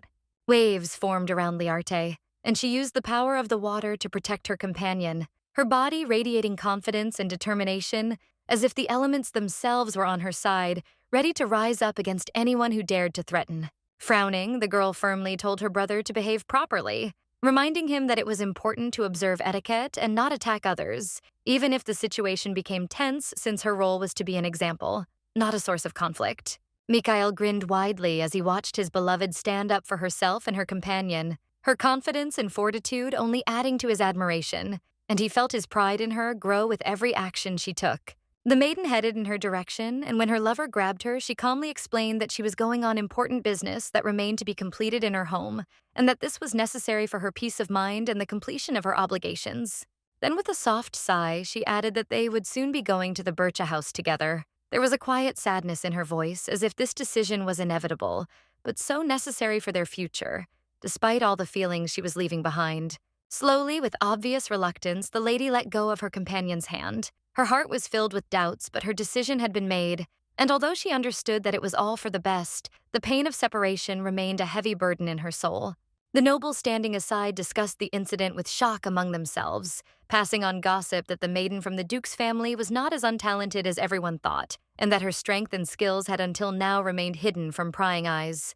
Leonritius watched his relative go, knowing he could no longer stop her. Emotions warred within him, but he understood that her choice was final, and all he could do was accept it, no matter how hard it was. The Duke, standing at a distance, wanted to say something to his daughter to ask why she hid her gift, but was interrupted by her sharp and rude answer, which left him speechless as if she was finally renouncing his authority. The lady calmly explained that she no longer belonged to this family, since she had become an independent and mature person capable of determining her own destiny without burdening herself with old debts and obligations that no longer mattered to her. In her past life, she had died because she had been too eager to become part of the Elheim family. But now, having learned from bitter experience, she was not going to repeat that mistake and give up her freedom for the sake of alien expectations. Her brothers stood aside in shock, not believing their own eyes, unable to understand how this could have happened, because Liarte seemed to have always been a part of their world, and now she stood before them completely different, independent and strong. Liarte had incredible strength. Her sense of the water around her was almost magical, and she no longer intended to be anyone's thing, but only to follow her own path, which was now clear and full of determination. Having finished her speech, the beauty turned to her lover, quietly saying that she had completed all her business, and that the time had come to leave this house, which was no longer her home, but only a part of the past that she was leaving behind. Mikhail, obediently agreeing, looked at her with a smile, his heart filled with joy and pride for her, because he knew how difficult it was for her to take this step, and he was happy that she finally found her incredible freedom. The two of them left the room, and to their relief, no one tried to stop them. In that moment, they found themselves alone with their decision and a new beginning, feeling free of everything that had previously bound them to the past. The forest, shrouded in silence and greenery, was filled with the calm sounds of nature, and the sun's rays brightly penetrated the foliage, creating an atmosphere of peace and harmony where everything around seemed perfect, and nothing could destroy this moment of peace. A carriage raced along a narrow path, the horses like living creatures rushing forward, their hooves leaving the ground with a loud sound, leaving behind only a cloud of dust and wind filling the space with a feeling of speed and freedom. Mikhail, leaning against the window of the transport, looked thoughtfully to the side. His thoughts were occupied with how these freaks clung to Liarte, to the last, trying to keep her in their bonds, not realizing that her time with them had long passed. The Duke, despite his former hatred for his daughter, did not want to let her go, especially when he learned that she was gifted and could control water. This knowledge only increased his fear and desire to keep her under his control. Leonricius, clutching his head in despair, was deeply upset that the thing that once belonged to him had slipped out of his hands, and now his power over it was helpless, and all efforts to hold on to it were futile. The girl herself, looking out the window with interest, could not believe that she had finally left her home, which had always been a source of hatred for her, and was now setting off on a journey full of uncertainty and new opportunities. When Mikhail, tenderly adjusting a strand of her hair, asked with a slight smile what she was feeling, the lady, with a barely noticeable smile, replied that now everything had changed, and she could finally be herself despite everything that was left behind, and that weighed heavily on her soul. The man, with a smile on his lips, confidently declared that he would do everything possible to help his beauty forget about all the horrors that she had to endure in her father's house, and promised to create a new world for her, full of peace and happiness. The guy, with determination in his voice, promised that from now on he would always be there, ready to come to her aid and support her in any situation, no matter what she was going through, and he would not leave her alone in difficult times. Finally, they arrived at the appointed place, and with a slight smile, the guy asked if Liarte was ready to visit her new home, feeling the importance of this step for her life, because it was the beginning of something new and exciting. As soon as the carriage door swung open, a bright, dazzling light poured out, illuminating everything around them as if nature itself was welcoming them, creating an atmosphere of magic and a new beginning that left no room for doubt. An incredibly beautiful view of the sea opened up before them, the sunset filling the sky with warmth and beauty, and the waves playing on the surface of the water, creating an atmosphere of peace and tranquility, as if all of nature was in this moment. The girl smiled happily, feeling the gentle sea breeze on her face. She finally felt free, as if all her chains had been broken, and she could breathe deeply, enjoying this moment. The cool night enveloped her in a soft darkness, and the stars, like quiet lights, began to slowly flare up in the dark sky, while the clouds, slowly floating past, created mysterious shadows, as if the world itself was preparing to reveal new secrets. Liarte gazed at the sea until late in the evening, never taking her eyes off its boundless expanse, absorbed in its beauty, as if nature itself was enchanting her, inviting her to immerse herself in its endless expanses. But suddenly, she was pulled out of her thoughts by Mikhail. who reminded her that the sun had already set and that it was time to leave. He gently but persistently suggested that they return as the night was getting colder, and they could not stay here for too long. The girl explained with a smile that she was simply enjoying the view of this amazing sea, which was so alive and real, unlike the pictures in books. It was unlike anything she had seen before. It was truly exciting. The strong man blushed slightly, feeling the lady's grateful gaze on him. His heart was touched by this sincere confession, and he could not help but smile slightly, realizing how much her appreciation meant to him. They were standing together by the water, enjoying the quiet evening, when Bercha, looking at Liarte with a warm expression on his face, quietly admitted that he had missed her very much. Her soft voice and everything that she brought into his life. Without thinking, the girl extended her hand towards the guy, her gaze full of tenderness and unexpressed longing, and with a slight sadness in her voice, she admitted that she also missed him, because despite the distance, she always felt him nearby. Their fingers intertwined, and as if by magic, a quiet but firm vow was heard, that from now on they would be inseparable, their hearts and souls forever linked no matter what would happen in the future. The house was in complete disarray. Furniture was overturned, things were scattered everywhere, and the air was filled with the unsettling scent of recent chaos that remained after events had suddenly spiraled out of control, leaving only destruction. Leonricius sat on the floor, lost in dark thoughts, trying to figure out how he had ended up in this situation, unable to keep his sister by his side. And deep down, he felt that something had gone wrong as he had imagined.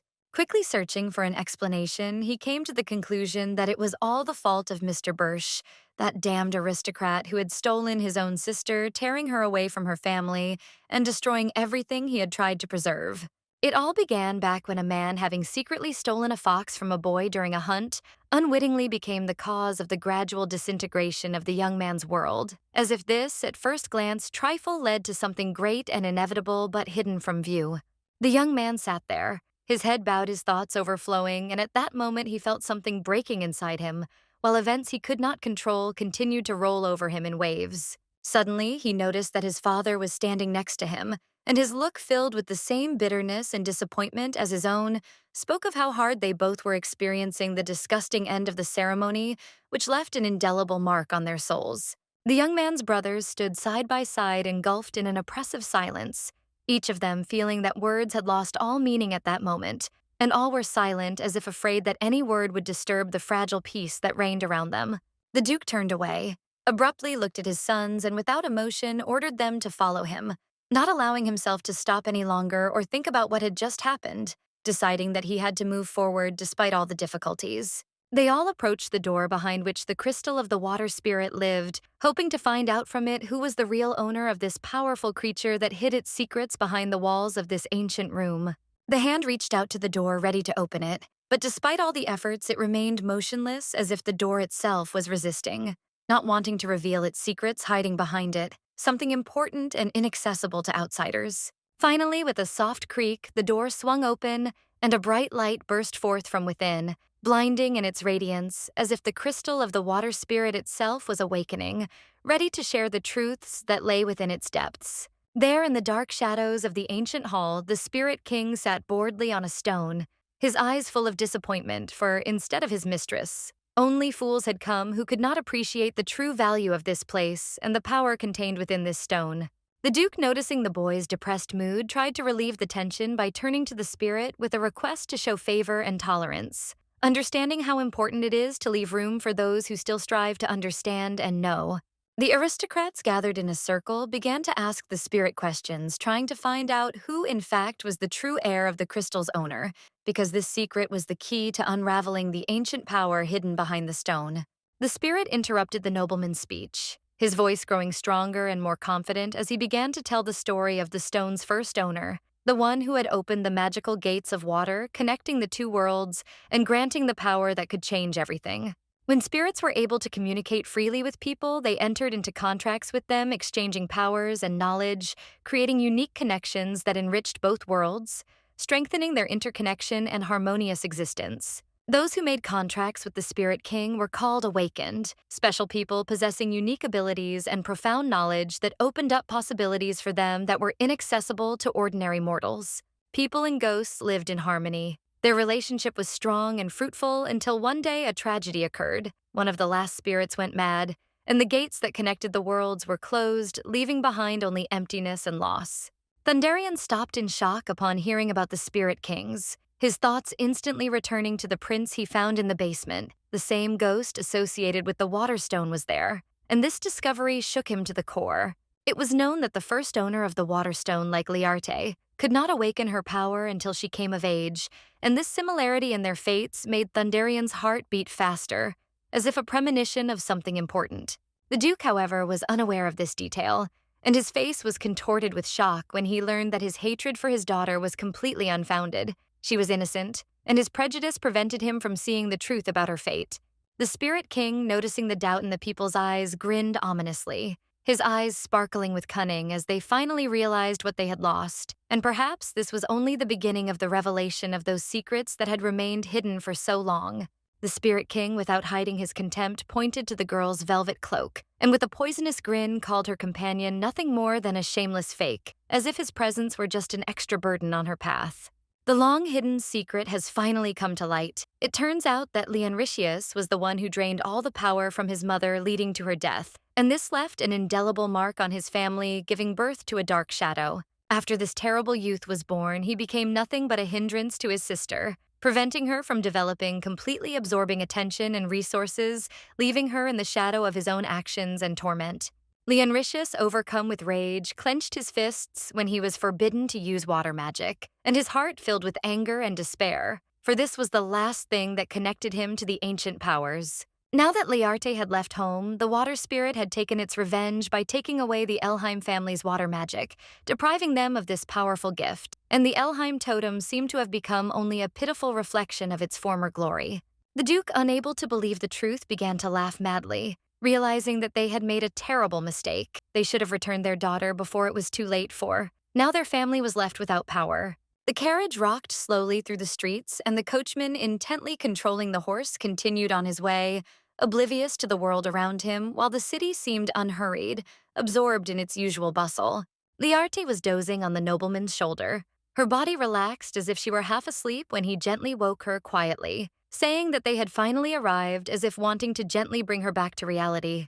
The lady blinked slowly, gradually waking up, and her gaze remained clouded as if she still felt the soft embrace of sleep on her, unwilling to let go of its cozy shadow that so gently held her, not allowing her to return to reality. After this, trying to clear her thoughts, the beauty turned her gaze to the window, curiously trying to understand where exactly they had arrived, wanting to know in what corner of this big world their long and tiring journey had ended. It was the Duchy of Birch, a stately place with a large house, a mansion that rose against the green expanse that surrounded it like a reflection of the stability and strength of the family to which they now belonged. Like a true gentleman, the man extended his hand to his lady, helping her carefully descend from the carriage. His movements were so smooth and confident that she felt completely safe under his caring gaze. On the street, they were met by a handsome grown man with bright red eyes similar to Birch's. He was the father of the lady's lover, Carmen. The man looked confident and friendly, greeting the guests warmly. Mikhail quietly whispered in sweet Liarte's ear that his father had long wanted to meet her, and now, finally, this moment had come, as if their whole history had come to this important turn, where their paths crossed and began a new chapter. Liarte, slightly bowing her head, addressed the aristocrat with warmth and respect, thanking him for agreeing to receive her in his home, and her voice, full of sincere gratitude, reflected deep respect for his hospitality. But suddenly her step was stopped by Mikhail, who with a slight smile noted that she shouldn't behave so formally and tensely, because at this moment it was much more important to show sincerity and warmth than to adhere to conventions. The boy's father confirmed his son's words with a kind smile, adding that the right words and actions are always appreciated, especially when they come from someone who truly understands what gratitude and respect mean. Giving the lady a kiss on the hand, he expressed his deepest gratitude for saving his child, saying that he could not find enough words to thank her for this priceless act that changed their destinies. The noblewoman, shaking her head slightly, disagreed with his words, stating that in fact it was the man's son who had helped her by giving her a new home and ensuring her safety, because without his help, she would not have been able to start a new life. The nobleman's father could not help but notice how his son looked at the young lady with a deep, almost intimate gaze, and in this gaze there was not only admiration, but also an unconscious desire to protect her, which was impossible to hide from those around him. Then, with a graceful wave of his hand, he invited the young couple into the house, inviting them to rest after their long and tiring journey, trying to create an atmosphere of comfort so that they could recuperate and feel completely comfortable. Liarte bowed her head in surprise when she heard herself called a benefactress, for these words seemed unexpected and excessively lofty for her modest actions, causing mixed feelings in her soul, incomprehension and slight embarrassment. For Liarte, where luxurious furniture and sophisticated decor created an atmosphere of true comfort and peace, as if this corner was specially created for her rest and comfort. Suddenly, there was a knock at the door, and it was the servant whom Carmen had sent to the young lady to deliver an important message. His steps were quiet but confident, and his presence filled the room with a feeling of anticipation. The door creaked open, letting in a bright light that enveloped the person entering, and then gracefully a stranger entered the room, bringing with him a sense of freshness and a slight sense of change. It was a beautiful maid, a soft and welcoming expression on her face, who introduced herself as Marilyn, confidently declaring that from now on she would take care of all of Liarte's needs, providing her with all the comfort she needed.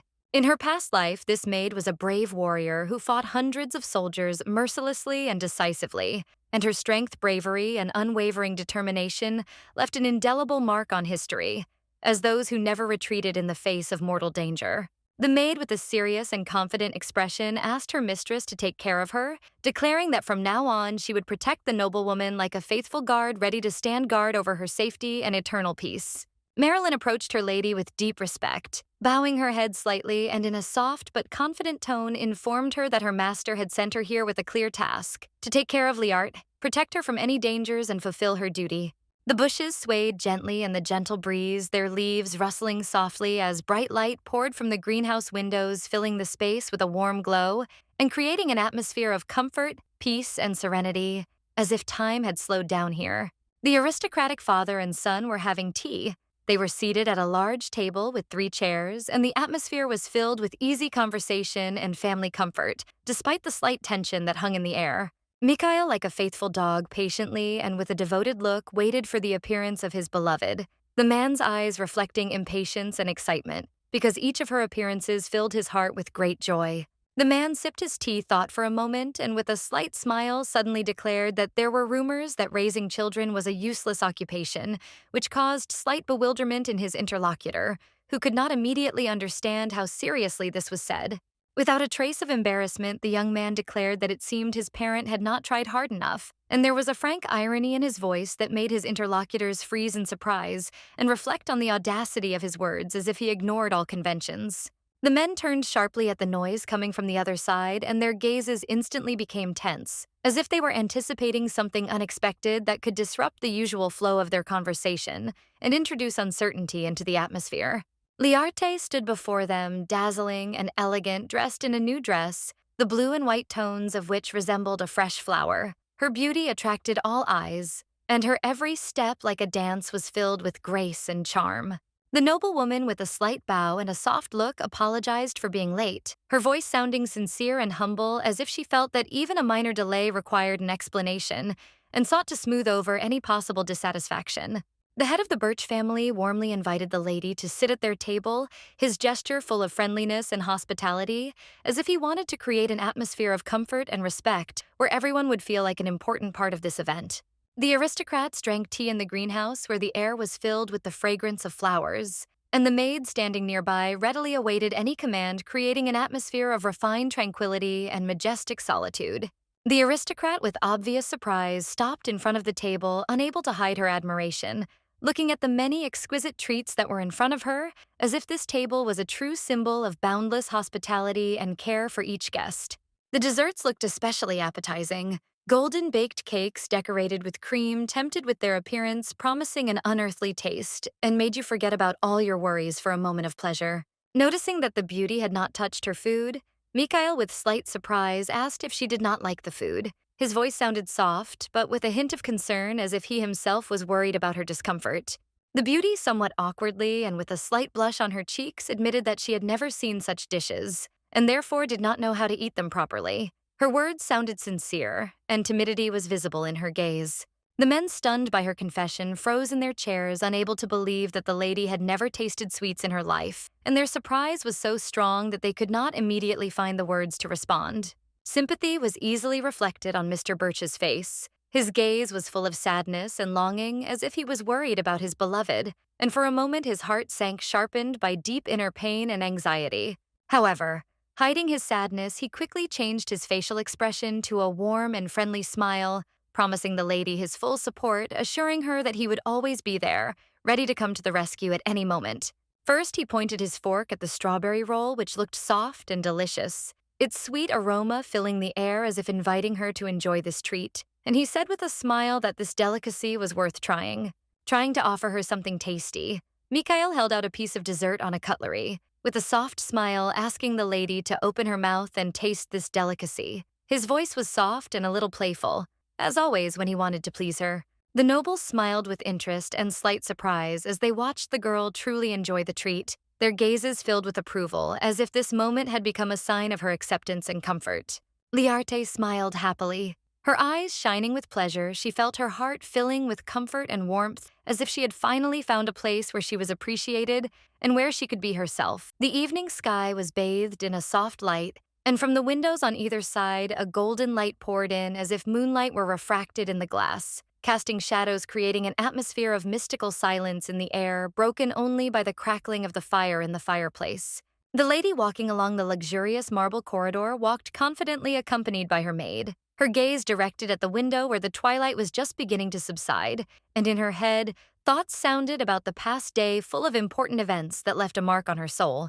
Suddenly, in the midst of this silence, a piercing cry was heard from which the noblewoman's heart sank and her body tensed as if ready to react, and she instinctively turned around, trying to understand where this sound came from, which disturbed her peace. She turned around sharply, trying to figure out where the scream was coming from, but there was only emptiness before her eyes, and the silence seemed to swallow everything around, leaving only an uneasy feeling of ambiguity and uncertainty. Looking around in confusion, Liarte decided that perhaps she had only imagined it, and that it was nothing more than a figment of her imagination. But at that moment, her heart still remained gripped by an incomprehensible anxiety, as if something was wrong. However, the cry was repeated, piercing and alarming, causing the maid to ask her mistress why she had suddenly stopped, as if she had not heard this eerie sound that broke the silence of the night and awakened hidden fears. The maid, not hearing anything that was troubling the lady, confidently stated that there were no loud sounds, unlike her mistress, who clearly distinguished the howls of some kind of animal, perhaps occurring somewhere in the distance. The young maid, supporting her mistress by the waist, suggested that she go to her chambers to rest and relax after such a long and stressful day, as if understanding that Liarte needed time for herself to recuperate. Liarte had no choice but to nod in response and lower her head, agreeing to the proposal, because the fatigue from daily worries and experiences overcame her, and peace and rest seemed necessary at this moment. Together with the maid, they continued their journey along the long, dark corridor where the candlelight barely touched the walls and shadows played on the stone slabs as if hiding everything that lurked in their depths, and the air was saturated with the cold of the night. But the screams did not stop growing louder and more frequent, like the sounds of wild nature pursuing their steps, and each new cry filled Liarte's heart with more and more anxiety, making her nervous and feeling that something terrible was about to happen. Carmen sat in his office late at night, reading documents, and fatigue like a heavy weight pressed on his shoulders. He stared at the mountain of papers, and thoughts consumed by anxiety hovered in his head like persistent shadows. The butler stood nearby, quietly awaiting orders, when the aristocrat, wearily speaking aloud, began to read out a letter that seemed to contain nothing but complaints and grievances devoid of any hope for constructive dialogue. In the letter, the aristocrats demanded that Liarte return to her duchy, and with every word, Carmen's voice grew increasingly irritated. It was too much. His resolve had finally been challenged, and demanding Liarte's return was only the last straw. The butler accepted the master's words with unconditional agreement, claiming that the crown prince, like the entire imperial family, sincerely sought the downfall of the powerful Bircha family, which in their opinion had become inevitable and necessary for the preservation of their power. With a slight smile, Carmen watched as the prince seemed to suddenly change his plans, and now his desire to marry Liarte became clear. This decision turned out to be quite intriguing, leaving everyone around to guess what was behind such a move. It was a completely absurd delusion. After being treated so cruelly in the past, she could not even think of returning to the place where she had to endure such humiliating and painful moments, leaving them in the past forever. The letter full of complaints and absurd demands was thrown into the trash without hesitation, as not worth even the slightest attention since it contained nothing but empty words and useless threats.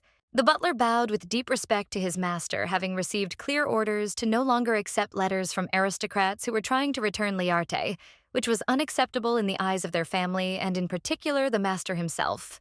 Before dismissing his servant, the man, a sinister smile appearing on his face, added with cold determination that if anyone still dared to continue sending letters, let them know. Carmen would personally deal with them, breaking her arms.